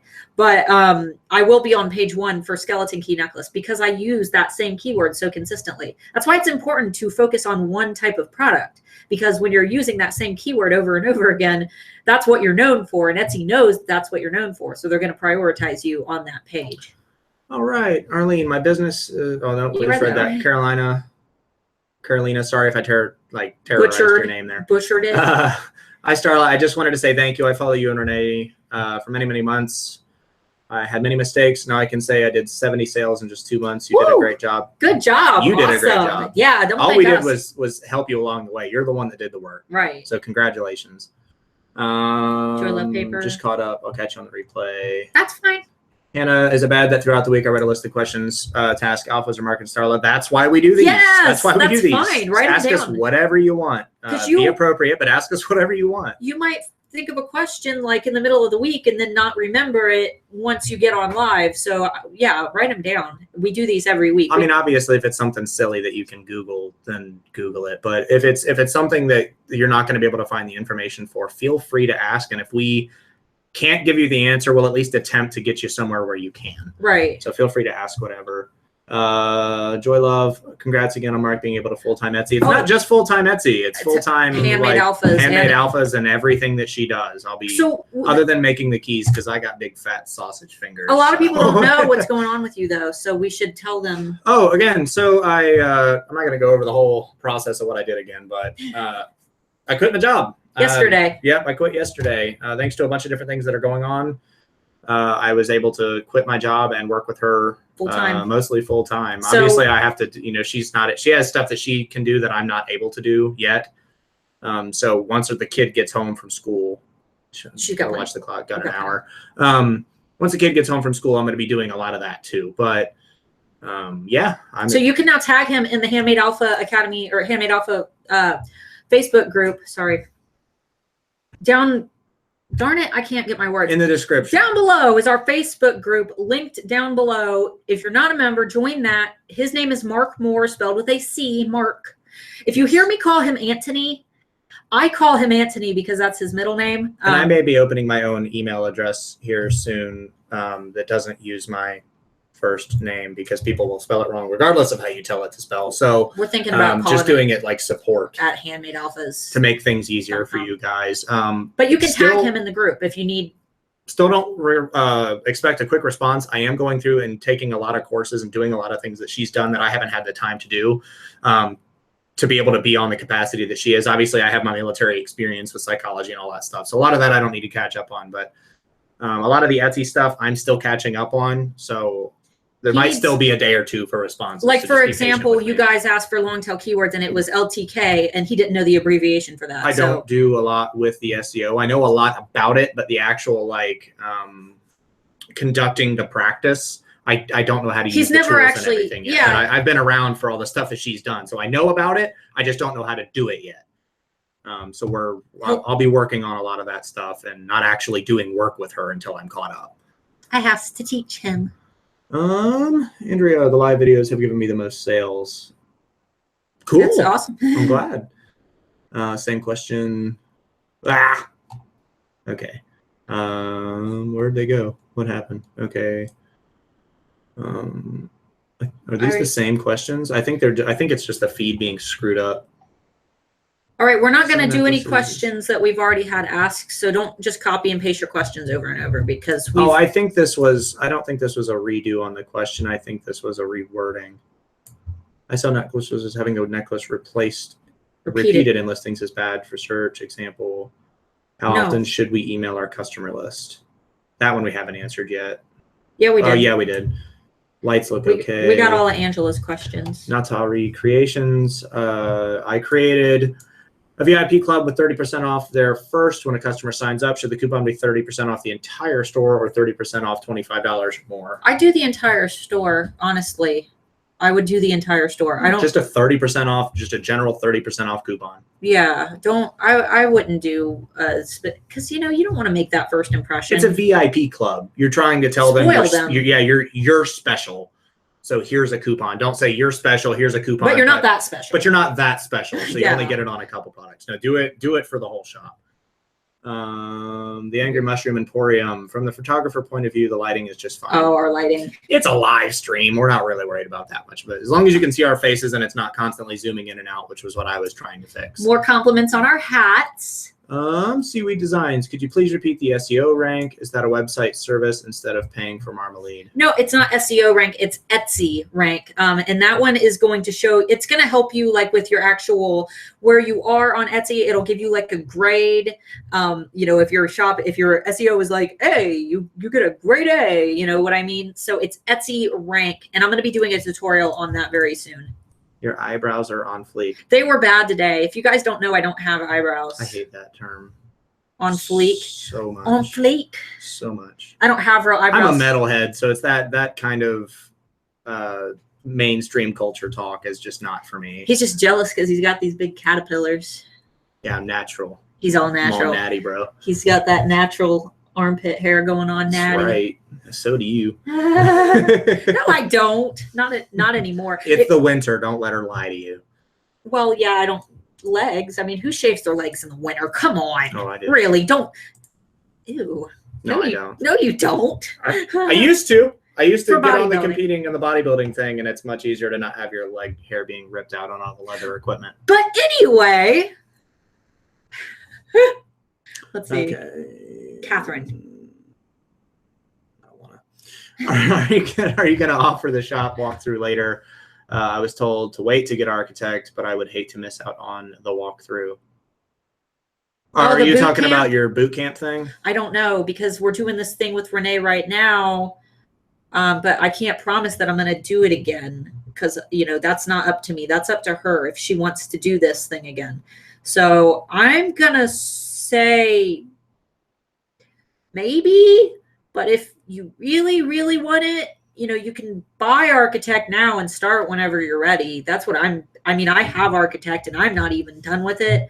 I've watched it all the way through once, but I haven't taken all my action steps. You know what I mean? So that's completely up to you. If you buy it now, you do get that $1,000 discount and my free coaching, but only if you use the link that's down below, because that's like the link that's going to tell me that you bought it. Otherwise, I'm not going to have that contact. You know what I mean? And I will email you immediately afterwards. Mark, I'm okay with you calling me that. You're welcome, Gemma. Shut. Call people by the right names. I can't wait for the banner training. Mine sucks. Yes, that will be on Sunday, October 29th. I will be, and it probably won't be until the night of the 29th because I'm recording it on the 29th. Oh, yes, I agree. Banner is marketing logo. First impression. How often should we redo our banner? You know what? I've got a product on my banner from last year. And it's like an eye grabber, and that product isn't in my shop because those big keys that are my best, beautiful, big, exclusive products. I purposely do small batches of those and say, okay, there's only ever going to be 5 of these, and they sell immediately. So there is one of those on my banner. I would say just maybe around the holidays. Like right now, if you go to my channel, I made a video yesterday about getting your shop policies ready for the holidays, but I also talked about how I put my holiday shipping cutoff dates right on my banner. Because for one, you can't put your holiday shipping cutoff dates in too many places. They should just be everywhere. For two, when people jump on my page, they see that I have holiday shipping cutoff dates already posted by now. And they know, okay, she's ready for the holidays. I can trust to make a purchase with her and I'm going to get it. This isn't an MIA seller. You know what I mean? So you don't really need to update it that frequently. I would say that if you've got consistent branding, it's okay to leave the same banner up. Maybe just add in something for the holiday, even if it's just you put a little ornament or some little snowflakes on it. Ooh, that went out of focus. It's weird because you put your hands too close to the thing. I see that. Focus on your hands. I tried to change my banner or embroid print now. I tried to change my banner on Etsy, but it won't allow me. What is the real size you can put in there? Embroid print now. I probably said that wrong. You need to go to my channel, and I've got the size. It's written right here. Oh no, that's for about section. That's about Google it. Google Etsy cover photo size. Etsy cover photo size. I do it all the time. You might be able to right click and properties the photo. Maybe don't quote me on that, but that should give you the actual. Just Google it because I do it all the time and it pops up. Yeah. I find I have to reference it all the time. Got a lot of stuff to remember, so we can't tell you straight off the top of it. I did find out the good size for about photos though, so they fit perfectly in your about section slideshow. If you want to get a pen real quick, that size. Someone type this into the chat real quick. Somebody get your fingers ready. At the bottom, I'll just do it. Okay. Look for my little crown. That is going to be about section photo. Should be 875 pixels by 540 pixels. And that didn't actually shoot us all the way to the bottom. I'm surprised. Cool. But no, I don't know where we're at. I'm going to go with your advice. Okay, Sandra. Oh, okay. I'm in the process of creating my signature line. What do I do with all the inventory currently in my Etsy shop? Should I take everything down? No, you don't. No, those have Etsy. That has SEO that's been in there because the product's been in there for a while. Not unless those products don't have anything to do. Like if you're changing direction, for example, like if I started out, because I started out selling like hemp jewelry. If I had like my whole shop with hemp jewelry in it, and then I decided, okay, I'm going to do things right and start selling my skeleton keys. Yes, I would take all the hemp jewelry down. But if those products are consistent with the theme that you're, being known for, don't take them down. I have skeleton keys from my spring collection still there. They're just not like themed. Now, if you're doing something seasonal, for example, like my Halloween collection, that will be coming down. I don't want those products in my shop for Christmas, but when it comes to products that don't have like a holiday or seasonal theme, leave those up until they sell out and keep marketing them. All right, Sandy Pacheco. Sorry if I'm butchering that name as well. Put made in America or made in USA tags? No, not necessary. Too many imports? No, don't put made in America in your tags. That's a waste of your tags. Nobody's searching made in America. Just have your location on your Etsy shop. And if, I look at location after I've already picked out a product to buy. Like I go shopping, I find the product, I look at the shop, I look at the reviews, and then I look at where they're located. And usually even if I see a product that's from a different country, if I want it badly enough and I'm okay with the shipping price, I'll buy it. So most of the things that you buy are from other countries. Even most of the food you eat is made somewhere else. So I wouldn't worry too much about that. Only really picky people are searching for that. And those are the people that are going to be oversensitive to your product anyway, so don't worry about it. That's a waste of time. But you are doing that was the one that was doing the horse stuff, right? Yeah. So I mean, if you want to use that as in your description, in a description, yeah, that's perfect. Because I mean, if that's what you're trying to represent, like the American image, like that wild and free American image for anybody who's not in America. That's I think that's how other people see us, like that wild and free, like cowboy type thing, even though that's not how other countries see us. I'm not going to get into that. They see us as dumb, don't they? Yeah. In military, he knows firsthand how. I need my Budweiser. My Budweiser and my cheeseburger. No offense to anybody that's like that. If there's anybody like that here. Most of my family's like that, so it's fine. My distant family. Oh, yeah. Shira Eleazar. Again, terrible with names. I'm a beginner at selling my work and don't even know how to. Oh, yeah. Start with this one. Go ahead.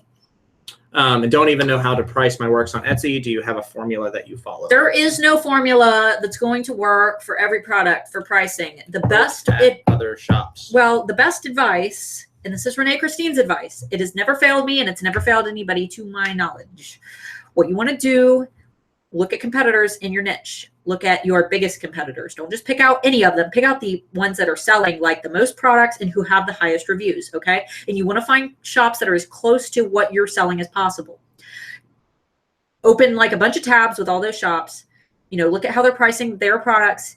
Price in the top 10% of your niche, okay? That is the formula that Renee Christine has given me, and it works every time. That whole now charge this % for labor and this %, like who does that? Who has the time to calculate that for every single product? Yeah. Price in the top 10% of your industry and make sure that you're pricing very high. That way you can discount low, okay? That's all you need to do. All right, and sorry, we kind of skipped past this one. Eltos. I don't know. Would love to see a video that walks us through how to set up everything needed to have an email list, including what to do on the Etsy shop for your email list. So that's kind of I'll let her delve into this in a second. That's kind of a thing that we may or may not be able to do, because in order to show you how to do email list stuff, that would be you showing people's email addresses. So, I mean, I guess if we wanted to start up like a fake one and do one with other people's email Renee addresses. Christine already has a video on her channel. It's one of the newer channels about or one of her newer videos that talks about setting up the email list. And no, it doesn't have a whole lot about the Etsy aspect, where to talk to people on Etsy and put your email list on Etsy, but go to my shop and you'll see it. It's right in my shop announcement. And that's like all I do, other than when you place an order with me, I invite you to join my VIP club so you can get 30% off of your next purchase. But like, there's really not a whole lot more to it to that. You just take the EEP URL that you receive from MailChimp, which if you follow Renee Christine's tutorial on her channel, that she'll teach you, how to set up MailChimp. And then you just take that EEP URL and put it in your shop announcement, and go to, if you want to see an example, go to my shop. It's Art by Starla Moore. If you search that with no spaces in the Etsy search bar, it should pop up. But you'll just go to my shop announcement and you'll see exactly how I word it. And I just tell people to copy and paste it to get their 30% off coupon. All right. Shira, You already read that one. Angela Bell, sorry about the repost questions. That's okay. No, it's not that big of a deal. It's fine. Sometimes we may miss a question or two, but I would just say be patient. You know, we do a section at the end of it where we ask for any questions we haven't answered. If we missed your question or skipped it or something, that's a great time to repost it. The chat just jumps around, like the screen skips and it's hard to keep up with. Yeah, so we try to highlight as we go. That way, if it skips down, we can go back up and teach our prop. But sometimes we forget to highlight or whatever. Bowls, you can get blank paper, blank label paper and sheets to print your labels from your printer. Not with our printer. We do them kind of weird. So we're good how we are. If you want to do label prints, that's fine. Yeah. We'll eventually switch to a label printer, but not until we can afford one that's not doing. We've had people ask us about problems they've had with ours. I'm not doing it until I can find one that doesn't have problems and that works and the reviews are great. Jennifer Black, I'm in Alaska and I think I'm affected by the regional differences in Etsy search results. I'm using Etsy rank. It says I'm on page 1, 2, and 4, but I can't find my listings and search results where ER says. Jennifer, what you want to do is open an incognito window. If your incognito windows are available on all. Yes. All so browsers, for right? Google Chrome, you can either go into settings and do start new incognito mode, or you can Control-Shift-N. And that will open up incognito in Google Chrome. I don't know what the keys are for it, but if you're using Microsoft Edge, if you go to the top right, it is create new in private browsing window, and that should get rid of that. Or take your computer to a library, or go to a library and use one of their computers. If you can't figure out how to do that, just search privately. Yeah, if you use an incognito window and you go into Etsy, you'll be able to see what other people are seeing. As long as you don't log into Etsy. Right, just don't log into your account. Yep, don't log into your account in incognito and then just search for your products, and that will give you a more honest look. Right, and if Etsy rank is doing it wrong, then that's an Etsy rank problem. And then problem. she said something about that as well next. Even when I do a search, incognito results are different than Etsy, probably meant Etsy rank. Should I trust Etsy rank results more than my own search results? No. Etsy rank can be wrong. Worst comes to worst, if you have a friend from somewhere else, ask them to search and see where your results are. Right, Etsy rank, I'm going to do a tutorial on it, but trust Etsy. Etsy is where you're searching, so trust Etsy. Etsy rank is, an external site not run by Etsy, and believe what you can see. And if you think it is skewed, that Etsy's messing something up here or there, like I said, have a friend search it. Jacqueline, I like brutally honest. I like boot camp style trainings. I'm talking like hashtag no filter brutally honest. I don't know. We'll see. He says I'm brutally honest. Her eyes gets you. You two are awesome. We're married. If I'm not honest to her, then we shouldn't be married. That's true. That's our key to marriage is. And sometimes we do piss each other off. That's just how marriages work. You said a bad word. Piss, ass, whatever. Doesn't matter. I curse. He says it's the real world. All right, General, I'm off to work. I'll listen to your response later. Okay, so she wasn't here. Fine. Bye then. Everybody's about the brutally honest. Okay, right here is our last question. So you look at American news, people are not about the brutally honest. All right, Eltos, when you talk about SEO on Etsy, is that where you put the tags in? Oh, you are at the... Yikes, I removed my banner after hearing on a video that hides your products. We'll fix that. Okay, so the SEO question, you sound like you're like in those newbie stages of SEO. If you're not, we're sorry if we offend you. You need to go to my channel and watch. I created a video like 2 weeks ago called SEO for newbies or newbie SEO, something like that. Go watch that. That'll explain everything, okay?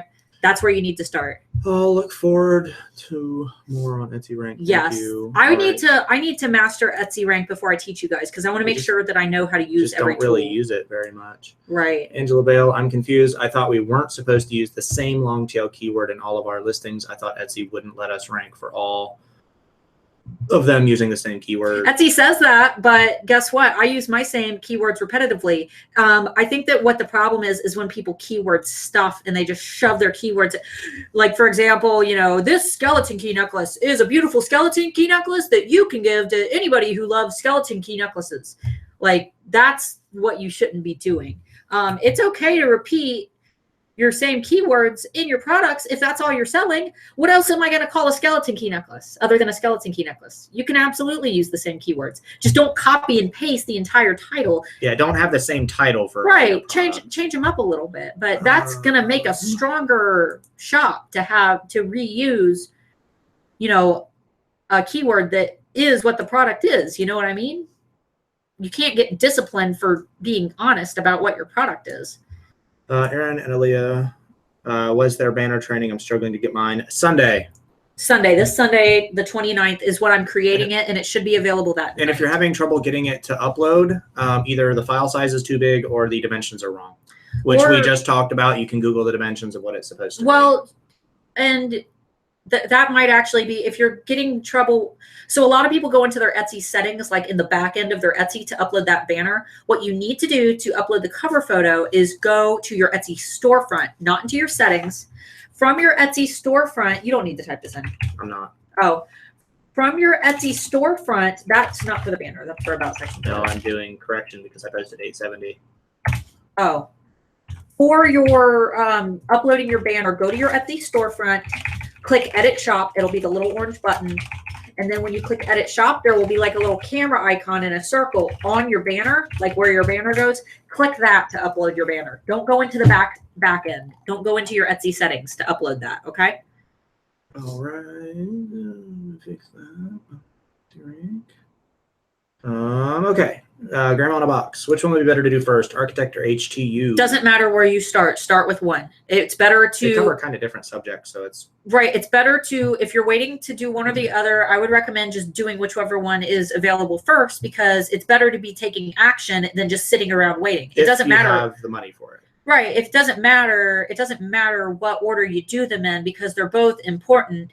I would just recommend starting somewhere. So if you feel like you're ready for Architect, like, jump on it while it's available, because it's not going to be available in a year. That would be my recommendation. No shame, plug. We have a link down below. Yeah, link down. $1,000 off. Yeah, your $1,000 discount is down below. Plus, you get me, and I will go over your entire Etsy shop with you one-on-one through video feed, and we will do an Etsy boot camp together. Kara, should we make a seasonal banner? Sure. Yes, I am. Why not? I am. I mean, the banner doesn't really hurt your SEO or anything, so yeah, just don't make it. Don't update it like every day, but don't make it like tacky and goofy looking. Like, follow my photo trainings, but and try to still keep with your color trends and everything like that. Your branding colors. Yeah, your branding colors. So try not to go too crazy with that. Heather, on Etsy, should you have one account for shopping and one for the shop, or all in the same account? I use the same account. Yeah, she uses the same account. People get so excited because when I buy something, they go to my shop and they're like, oh, I've seen you on YouTube. I said, oh, guess what? I'm putting your product on my YouTube video. That's usually when I do my weird stuff on Etsy videos. Our series, our actual comedy like series that we're doing on my channel. We buy weird gifts for each other that we literally search for the weirdest product that we can find on Etsy, and we gift it to each other without the other person knowing. So catch up on those if you haven't watched them. Angela, do shipping cutoff dates that you posted apply throughout the U.S., or should I check my location? So go to yesterday's video, the shipping or the holiday policy video. There's a link to a website that will tell you the exact cutoff dates for shipping. I recommend counting 3 days back at a minimum. So say that they tell you, the last day to ship is, so for the United States, the last day to technically ship for, I think, like first class is December 20th. I would do it on like December, what day did I do it? Oh my God, I have to delete a comment out of here. I'm sorry for these people with the BB comments. What? Oh my God. Yeah, sorry for the people with BB. You are blocked from our content now. Oh, we got naughty words. And I'm also reporting that person. Anyway. Pornograph or sexually explicit material. Thank you, dear. Sorry about that for those that had to read that. that was unpleasant. That's the first time that's happened before. And those are like all of the comments. What? We're like almost done with the stream now. Hopefully a bunch of people didn't leave because of that. Let us know if you're still here. Anyway, so the United States cutoff date is December 20th, but Oh yeah, Jacqueline actually posted, you have a pervert spammer in here. That's a first. Yeah, that's never happened to me. Anyway, but I've got it set for December 17th because like the 20th, you know, things happen, you know, shipping, mail runs its slowest during the holidays. So, you know, that's, yeah, I would say try to give yourself some leeway. Okay. No shame on you, just BB. That's all right. If I ever see him in public, you know what I'll do. Aggressive. Yeah, you're going to know them by their little B. All right, Their so little B, huh? let's see.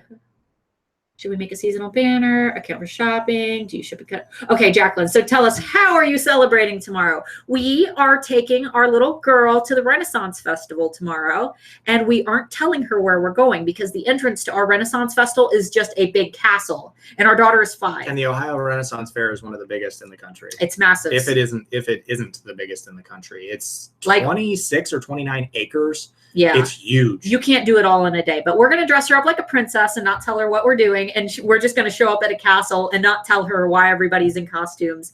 But we went last weekend, just us, because he wanted to have like a beer and stuff. And it was so funny. We watched the joust, and one of the knights was a woman, and she got thrown off her horse. Like, it was bad. It was brutal. She like went flying backwards. She was in full armor. You can tell when they just fall off and fake it. No, she got hit like right here, and it winded her, and she just fell off the back of her horse. They put a textured plate, so when the pole hits the plate, it gets stuck in. That way, it doesn't just slide off. That's the point of it. That's how they're supposed to be. Because if it grazes off, if it hits and grazes off, they get 1 point. If it sticks, that's supposed to break the actual javelin that they're using. So. Or if that's the wrong terminology, I'm sorry, I'm terrible with medieval terminology. But if it hits and breaks, they get 3 points, and they get 5 points if they dehorse the rider. Yeah, so we want to take our daughter to that. Yeah, but they do like the mud show, which they do the what is the show? Beowulf. They do Beowulf there, and they do a couple of other different things. They have human chess, which is pretty cool, where they actually like make the knights fight over the spot if they're trying to take over each other. It's pretty neat. They do all kinds of different stuff. They have bow and arrow shooting, javelin throwing, all that kind of stuff. But I'm seeing on my shop right now 252 views, 102 visits. How is that? It's saying that 102 visits and views are based on each item they viewed once they are in the shop. So for views, that's how many people have viewed like your products on like clicked on your product during a search. Yeah, and then visits is how many people have gone to your actual storefront. Okay. Yep. Product versus shop. You guys make me smile. Thank you, Sandy. Pervert spammer in here. Don't talk about me like that. Make sure you. We got rid of him. We blocked him, and I reported him. The perfect printer for Etsy labels when you find it, please. Perfect printer for Etsy labels. So far, this little like $50 crappy Canon printer has been great. But for label printers, yeah, I'll let you know because we're waiting. I did my searching, and if something is 3 stars or less, I don't buy it. I don't care if I need it. I don't buy it. I'll make it myself if it's that crappy. He builds computers, by the way. So yeah, if for computers, if it's any less than 4.5 stars, I don't even touch it. Heather H. I'm from Indiana, but with driving a semi, only some of the items will be shipped from there. Others, my friend in Oklahoma will ship out for me because she is along my normal route. How would I list? You're going to use her as a shop partner and make sure that you are reading Etsy's guidelines because there was a shop a couple of years ago that did that and they got shut down. I think that you might be able to add her as her or him as a production partner, or I think that you can. As long as you have them in your shop member section and says ships from, I would honestly, you should have where your products are shipping from remain consistent. So if they're shipping like sometimes, I would honestly maybe have them ship all the time because that'll keep you from getting shut down. Unless you want to go to the extent of opening a shop, like a website through Architect and build your own website where you can control that. Because Etsy they did that with what was the name of that shop? It was all over Handmadeology, but the girl made bracelets and she was like moving around a lot. So she had a production partner who shipped her products for her, and her shop got shut down without notice. So, which boo on Etsy for that. Yeah, really. She wasn't doing anything wrong. All right. Betty Armstrong, if you are using a craft fair to get an email list started, what would you recommend for a giveaway gift certificate? Basket of items, etc. Anything that they want. It doesn't matter. You could do a gift certificate if you've got your products displayed where they can actually see what you sell. You could do one product. People, if they're there and they can see it and they can touch it, they'll sign up for it if it's free. Can you please block the perv posting? I'm not leaving. For anyone who missed that, there was a pervert posting, but we got rid of him. It was pretty dirty. I'm sorry for that. In my streams, it wouldn't have mattered, but with you guys. All right, not Tyree Creations. You would have just laughed at him. Yeah, I would have laughed at him. I would have been honest with him. I'll tell him what I like. All right, with my VIP club 30% off coupon, should I make a different one-time use coupon for each new club member? Should I add a use by date, expiration date? No. Here's the thing. If somebody uses that coupon more than once, like, just be happy that they are using it. You should be pricing high enough that it doesn't matter. Like, I offer my Key Club members 30% off for their first purchase, but they use their coupon all the time, and I don't care because they're buying from me and I'm making enough money to live on by doing that. So if you're pricing high enough, it shouldn't matter. Just let them do it, you know?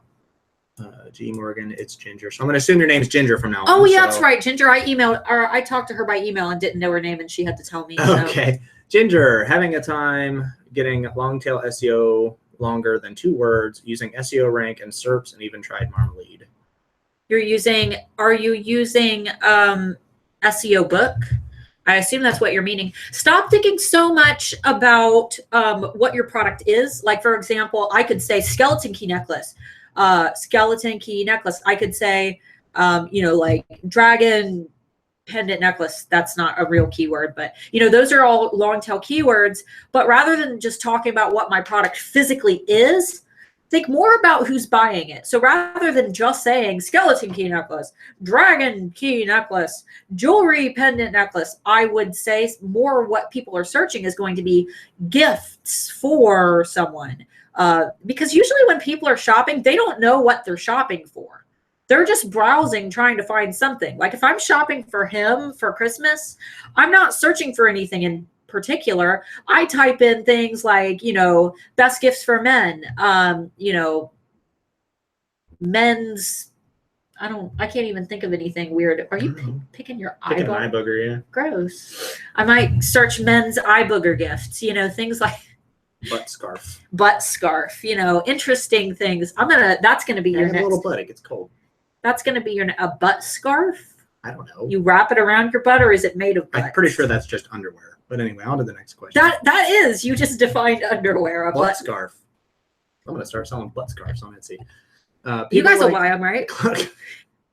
You guys that was offensive or not. You're obligated. Claudia Olive. I'm moving on before this gets any weirder. People like to see the work in progress painting. So I show on social media as I go, but that takes the fun away from a sneak peek. No, just kind of use that as a sneak peek. No, she means that when you do a sneak peek, you're not really supposed to show that much. Just don't show it in the early stages of your painting, because your paintings are. If you don't want to show the painting directly, show the mess you're making, show the products you're using. If you can, stand in front of your canvas and just do this, Yeah, where they can only see a little bit of something on the side, but not enough where they can see. You can still do stuff like that. I'm hairy. I'm linty. Me too. Thank you. No shame on you. Just BB. No, definitely shame on me. I'm still here. I had to read it, so it's not new. Or I'm old, so it's not new. Mahalo for blocking the perv. Yeah, this whole stream's just about the perv. He's famous. We made him popular. Well, he's not famous, but popular. This happens on YouTube. People try to get a rise out of you live. I think he was the one trying to get a rise. Rebecca. Just skip all these. Go to questions. Jacqueline loves Renfest. Thrift shop hustler. While you're going strong all this time, I appreciate your videos. New subscriber. I've been selling for 30+ years and still learn stuff from you. You're welcome. Right here. Okay. Please have this live chat available later. I don't know if it is or not. No, the chats aren't available, unfortunately. I can do about it. Yeah, that's YouTube. Let's see. Jacqueline, I love Renfest's early childhood expression. I'm glad you Thank like you. it. We love it too. We're going for our second time. Atari Recreations. Yeah, I mean, we literally just went last weekend. Yeah. Should I make an recommendation on my vape 30% off coupon? Should I make a different coupon code for each club member? We just read only that once. Yeah, we did. Yeah. Beowulf is pretty intense. The one that they do in Renfest is like not serious at all. It's goofy. They throw mud all over you. It's a mud show. You can't sit in the front row without being completely caked in mud the rest of the day. Human chest, love on printer, sound is out. I put in men's blank and get no results at all. What are you, Ginger? You should get on SEO book and type in. First, I don't know if you put the apostrophe in there, don't put the apostrophe in there. No. People do not search with apostrophes. symbols. Yeah, avoid that. But avoid symbols at all costs. But you should just be able to type in, whatever your product is. I can't remember offhand. Just type in men's gift. You know what I mean? And then you can find keywords that people might be searching that aren't necessarily specific to your product. What are you laughing at? Well, first of all, you just keep answering that question. I'll get to it. Well, that's pretty much it. Sandy Pacheco, my girlfriend sells handmade willy warmers. We're opening a P.O. box. I want one. I won't review it on the stream. Thank you. Or maybe I will if they're appropriate. We'll put it on. You guys are killing me. Butt scarf, LMAO, coming to my shop. Butt scarf. Rebecca Schwab is fighting your idea. Rebecca Crochet. I get 10%. It was my idea.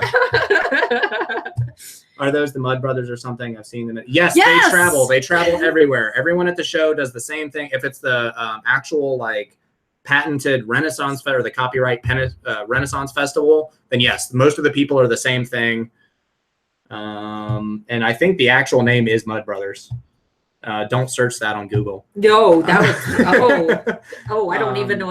If you do, put Renaissance Festival after it. And my long tail keywords, Andrea, my long tail keywords are not fitting in one tag. So does that mean my SEO keyword isn't good because when it looks too high in searchable keywords, example, neutral baby bedding equals neutral, comma, baby bedding. Okay, wait a minute. Hold on. Let me reread that. Long-tail keywords are not fitting in one tag. Okay, so for tags, yeah, just keep them as close together as possible. And then pick, for example, skeleton key necklace doesn't fit into one whole tag because it's too many characters. So I will do skeleton key necklace. So just make sure that they're as close together as possible when you're doing those tags, okay? So I wouldn't do skeleton key and then do dragon and then do necklace way over here. I would do skeleton key, enter, necklace, enter, dragon, necklace, enter. Does that make sense? SEO book is what I use, mostly good. Yeah, SEO book is probably one of the best. That's the one that I use. So like I said, if you're not ranking for keywords that are, specifically for your products themselves, for, like I said, skeleton key necklace, then I would recommend maybe trying to think more about the person who's buying it, gifts for blank, because that's what people are going to search for during the holidays. Oh, it looks like we're getting to the end of things. We are at the end. All right, guys, we are at the end. So if we missed your question, feel free to repost it now. That we always make sure to do these just in case. And also that P.O. box I was talking about, end of November-ish, I should be opening a P.O. box for you to send things to if you want to. We mentioned it on the last one because somebody was talking about mentioned food. We talked about it, and for our safety, it's not that we don't trust you guys, but we are on YouTube, and just like you guys saw on the stream earlier, there's a lot of weirdos. We don't know you guys for the most part. We trust most of you guys.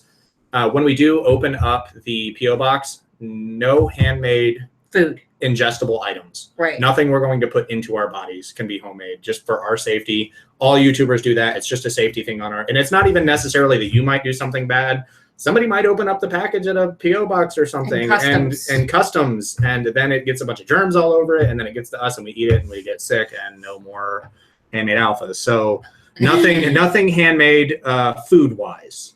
Yeah, and we're doing that because we're not asking people to send us anything. We're not blogging anything. If you want us to check out an item, or if you think we might be interested in your product and want to buy more, or you want a shout out, send us something. Give us a shout out. If you want something signed, Send it later to us. on, maybe. Yeah, later on if you want something signed or you want a picture or something. I don't. With it, like if you want us to shout you out, like on maybe the Handmade Alpha Facebook page. But we're not telling people to. I don't want to like put it out there that we're trying to tell people to send us stuff, because for one, a lot of people are like, oh, you just want free things, when in reality we don't.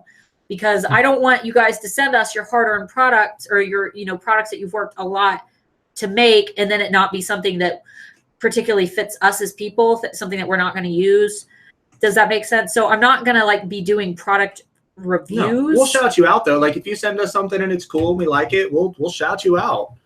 Right. I just don't want it. Even if it's something we won't physically use, we can probably find something positive to say about it. So we won't mind shouting you out. Right. It's like people who do unboxing videos, when they get big, like when channels get big, those unboxing videos, people have to go like get warehouses built or, rent. And if we do end up getting too many things, and we have to stop. Yeah, we'll have to either stop or just make a side video where we're doing like, 20 seconds of product where, hey, check this thing out this person sent us. But I don't want it to turn into that. If you just want to be nice and send us something, that's why we're going to open one up, because people have been asking. All right, so we've gotten a few things on here. Okay. This is the newest Angela. one. Angela, for tags, I was told to do this this way for skeleton key necklace. That's what that way it overlaps. I do that, but I save those overlapping terms for last. So I'll do my entire title, all the keywords that are in my title, and then I'll go back next and do the overlapping tags. Does that make sense? So I save those for last when I have extra tags. Thanks for Q&A. I'd love to make you a memory animal. Like I said, we'll open up the P.O. Box sometime around the end of November. She makes really cute stuffed animals. Yeah. I mean, we have a kid, so if you have something that our kid would like, you can send it to us. We'll give you a shout out, and we'll give it to the kiddo. Let's see. Thanks for the video. Heather H. Sorry for all the questions, but my brain is finally working. Do you need to get a permit or things to sell on Etsy? Yeah, you have to pay taxes. Check your state's regulations. You may have to register as a business once you make a certain amount of money. I know Ohio, we're going to be fully registering for a business soon because we're about to hit that threshold of money. Because we were in California for a long time. And when you're in the military, you have the Military Spouses Act that I sold under for a long time. So yes, you do have to pay taxes. You do have to usually get a business license. And depending on your product, when it comes to like skincare and bath and body, there are separate regulations for that. Allergies and that kind of thing, you got to really pay attention to what you're doing. Anything ingestible. So what you're going to want to do if you don't know how to do that is probably just contact whatever small business bureau is in your state and county, because it might change per county. I would recommend just looking it up. So a few different things that you can do. And it may seem weird, and she might even disagree with me. If you do sell something that might need some sort of regulation that isn't pertained to like a state, message another seller that's been doing it for a long time, or even just look throughout their shop and see what kind of things they're putting on there. If it's a product that is just sensitive to allergies, post something about allergies in the description. That way, if somebody buys it, has an allergy, it's not on you. Because you have to, with like body products, like, like what Tamara did, you have to have your physical address on your product. I believe that your physical address, like I even have her Simple and Clean Soapery chapstick, and it has the old Beale Air Force Base address on it. But I believe that you have to have your actual address on your product. I don't know about that. I'll have to look into that, because I don't think they can require you to put a physical address on there, because then that puts you as a target for people. You have to. You can probably put your PO box. That's when you open up a PO box. Okay, if you open up a PO box, for legal reasons, they put your address attached to the account. So if you receive a product that's illegal, or you send out a product that's illegal, or somebody needs to get in contact you in a legal way, they can ask the post office and give them your real address. So this is one of those things where, like, listen, children's products are federally regulated. Yeah. For legal questions, ask a lawyer. Yeah, and if you want to ask a lawyer and you don't know where to go to justanswers.com, pay a couple dollars, and you can actually ask a lawyer from justanswers.com. You can actually talk to a lawyer. And if that makes you uncomfortable, there are plenty of lawyers that will sit down and do like a 1-hour session with you. It's not going to be cheap. It's probably going to be like $500, but most lawyers will have a sit down with you You send them your questions, they'll answer them in person with you. Just hit up a lawyer. Yeah, definitely. And again, ask other shops. If you're really unsure and you just want an example, you might not get an answer, but it couldn't hurt just to send them an email or send them a message on Etsy. Say, hey, I'm doing something similar to what you're doing. I'm not trying to overdo what you're doing, but big things I really need to consider when selling my product. Cosmetics, not a PO box, has to be where it's manufactured. That's what I thought. Okay. Yeah, because our girl Tamara, she lived on a military base, so it made her a little bit nervous to just throw must her show all address. allergens and contact info. Like we said, we don't run these kinds of shops. So these people that run these kind of shops are going to know more things. I'm still going to look into the legalities of that because I don't think they can. Where they're manufactured, yes, but they can't specifically, because you do it out of your home. There might be a subsection for that regulation because you're sending your physical, which we send our physical address out, but you're sending your physical address out when you're sending a product. If you're manufacturing in their home, and that can be dangerous. So there might be a subsection for that. Like I said, the post office takes your legal address down when you can't have a PO box without your address being attached to it. Yeah, write that down because I'm going to look into the legalities of it. I'm sure you guys have. I'm not questioning what you guys do. But there's probably some sort of subsection for that law if you make it in your home. He wants to find a loophole. And I was trying to open up my own supplement line for a long time. And cosmetics. When making a supplement line, that is a nutritional supplement. So it's a food product. And I actually contacted the FDA directly and got a response the next day about what I had to do for making a ingestible product in my home. And they told me that as long as I'm working in a clean environment, I didn't have to be regulated. I didn't have to be subject to food inspections because it was in my home. Unless that changes. As soon as you open up a factory, you have to have health inspections. But they told me if I make supplements in my home, I didn't actually have it. The FDA told me that. And I probably still have the email somewhere. And you can talk to Tamara too. And I'll look into it. I don't want to give it I know they're saying a loophole would be great. I don't want to give you a loophole. I want to give you information that's going to keep you safe. Because if you're making soaps and say you explode and you're a multi-million-dollar business and you're still making them out of your house, that's dangerous because you're sending out your personal address to people. And if you send out a product to somebody and it really makes them mad, they might want to hurt you. So you don't really want to give out your products unless you have to. Especially if they get rashy from something and, you've got a policy that says that you can't return a product that you've used. And then, they get mad at you and they decide to go to one of those sites that sends anonymous piles of dog poop to your house, right. And like I'm saying, don't take any of our advice on this to heart. We don't run one of these shops. Right. So don't use any of my advice. I don't want to be liable if you send something out the wrong way.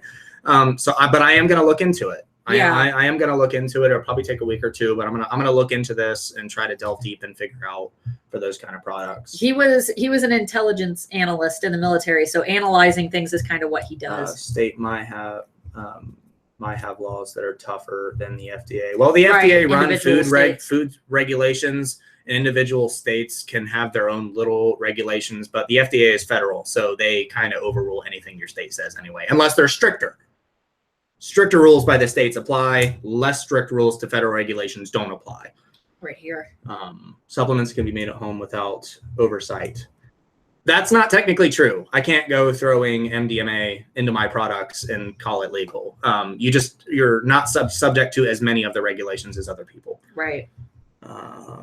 It's a good job. You don't give out your address. Soap Guild has a good video. So that might be something that soapers and cosmetic shops want to look at.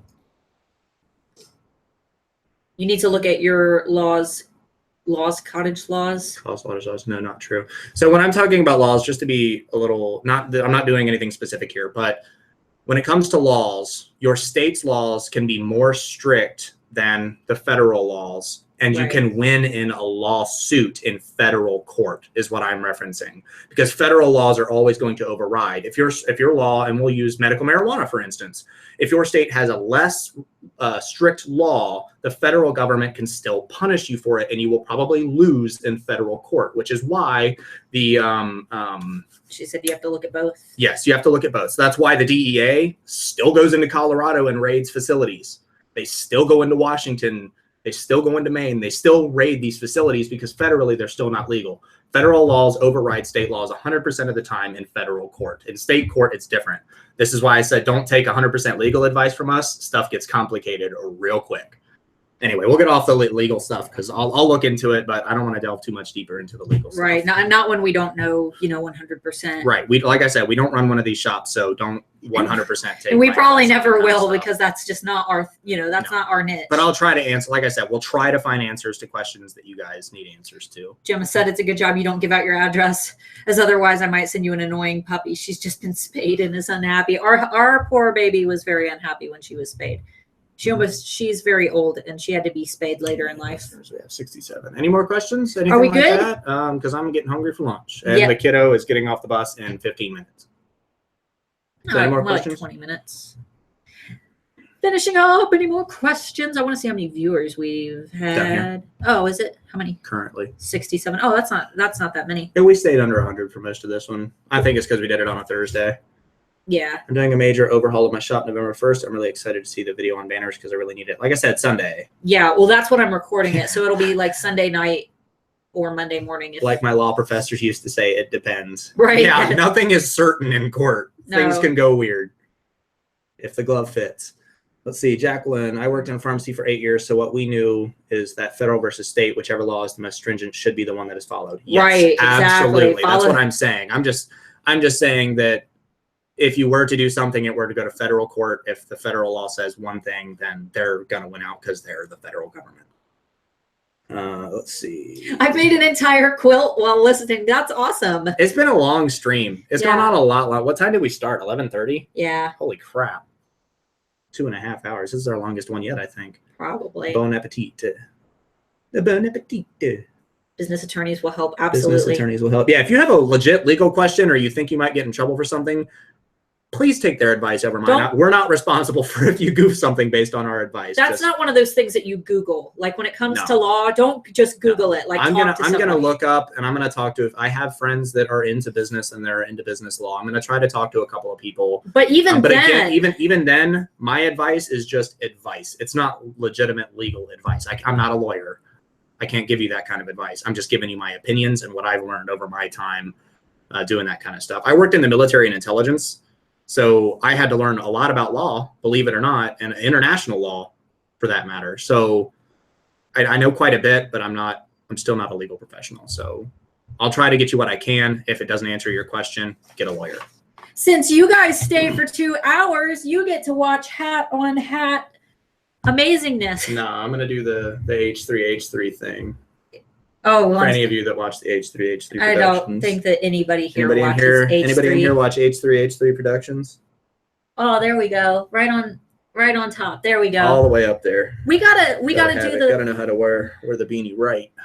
I picky edited all my product photos while watching you. This was fun. Can I use a PO box address on MailChimp? Angela, I've heard both ways. The best answer to that would be to email MailChimp. They email you back very quickly. So just Google MailChimp customer service and ask them. I just want to say hi. Been here the entire time lurking. Hi, Lisa. Making white box to take pics in because of your iPicky videos and looking forward to revamping things this first week of November. Lisa is the one who made my Tree of Life necklaces that I wear all the time. Asked them and they said it was fine. Okay, well, cool. Then that's awesome. All right, guys. Well, this has been fun. We wore funny hats today for Halloween. We got a little off topic today, but yeah, we talked about. I think we went on for a long time. Perverts and butt scarves and what else? Willy warmers. And legal. I want one. I still want one. If that's what you were actually talking about. And legal advice that you shouldn't take seriously because we're not lawyers. And SEO. And how will you let us know about the research? Live stream. We do these every week. Probably live stream. If I can find enough information, I'll cover it. Just remind me once we're back in the stream. Is there anything next week that you guys really want to talk about that we should be researching this week? Is there anything next week that you really want us to focus like next week's Q&A about? Because these are supposed to be Tech Friday, but I don't think we got any tech questions this week. So I think we're just going to make this general. Why don't we tie ourselves together? I don't want to do that. Why not? Because you make me uncomfortable. Get away from me. You make me uncomfortable. Go away from me. My daughter does eyeshadow, so I'm interested. Oh, okay, for cosmetics. Couldn't breathe. Okay. Will do. Does that sound good? Anything in particular that you guys need to know? I can hear it. I can hear my jaw. I don't like it. I don't like it. All right, guys. Well, otherwise, we're just going to do our next Q&A probably on Friday. Okay, links down below. Links. Let me tell you about the links. Don't leave until you hear about the links. Stopping it. Bye. No, don't stop it. The links down below. If you're not a member of the Handmade Alpha Facebook community, which most of you are, but if you are not, that link will be down below. That is free to join. That is where all the Handmade Alphas hang out and talk about their Etsy issues and stuff. If you tag me in there, I might not answer right away because it's getting very busy, but you can also tag him. His name is Mark, spelled with a C. Mark Moore. And last thing, Architect is only open for like 4 more days, 3 more days, 4 more days, and you can only get your $1,000 discount like in that time period. Then she's closing enrollment for the entire year. So if you want to build your own website, the link to do that and get your $1,000 alpha discount is below. And when you sign up with that link and only that link or the link that I posted in the Handmade Alpha group, you get my free VIP coaching session where we go one-on-one on video, just like this, but it's just me and you. And we do your entire shop. We do a boot camp session. We go through your photos. We go through your descriptions. We go through your SEO. We go through all of your policies and settings and about section, and we completely revamp your shop. And everybody's like really excited to do that for the holidays. But keep in mind, guys, like, I'm booking all through December for that. So it might not be done for the holidays, but you'll be all set for New Year's. So it's going to be quite a few. Yeah, it's going to be like a New Year's resolution thing. So if you want to cash in on that, you only have like 4 days to do that. And then enrollment is closed all year. And then I don't know if I'm going to be offering that boot camp for next year. So and also keep in mind, like she's talking about the time frame for that. We also have to get her shop ready for the holidays. Yeah. And last year alone, and we don't want to do this again this year. Last year, we spent, God, like 16 hours a day. I took off work in the military to pack her packages. Yeah. So it was like 16 hours a day for 3 days straight. She can't do that again. So it could take a few months to get everybody done. Yeah. But we will get everybody done. We promise. Right. And I can't book anybody the week of Black Friday, basically. So, but I'm going to be booking all through December. Yep. All right. Okay, guys, I think that's it. So we will see you next week, and we will see you in the Facebook group. Thank you to everybody who congratulated this guy for no more work, no more corporate world. He is 26 years old, and he does not work. I am 25 years old, and I do not work. Well, we do work, but we don't job work. We Etsy work and Handmade Alpha work. Yeah. We self-work. Now I got to go file the patent for butt scarves. Don't they're making butt scarves. You can't file the patent for butt scarves. I certainly can. They can buy the rights to it. He's not going to do that. You guys, I'm going to get my 10%. You guys go make your butt scarves. If that's what you want to do, you make your butt scarves, and we will buy them for our weird stuff on Etsy series. Okay. All right. And we'll see you again hopefully next week. See you guys later. Bye. Wait. How much in advance of a season should we have a collection ready? You should have a collection ready like when you see, I would say like 2 seasons ahead. Like, you know, if you're planning Christmas, you should be doing that like, you know, midsummer, early fall. Okay. All right, guys. See you guys later. Bye everybody.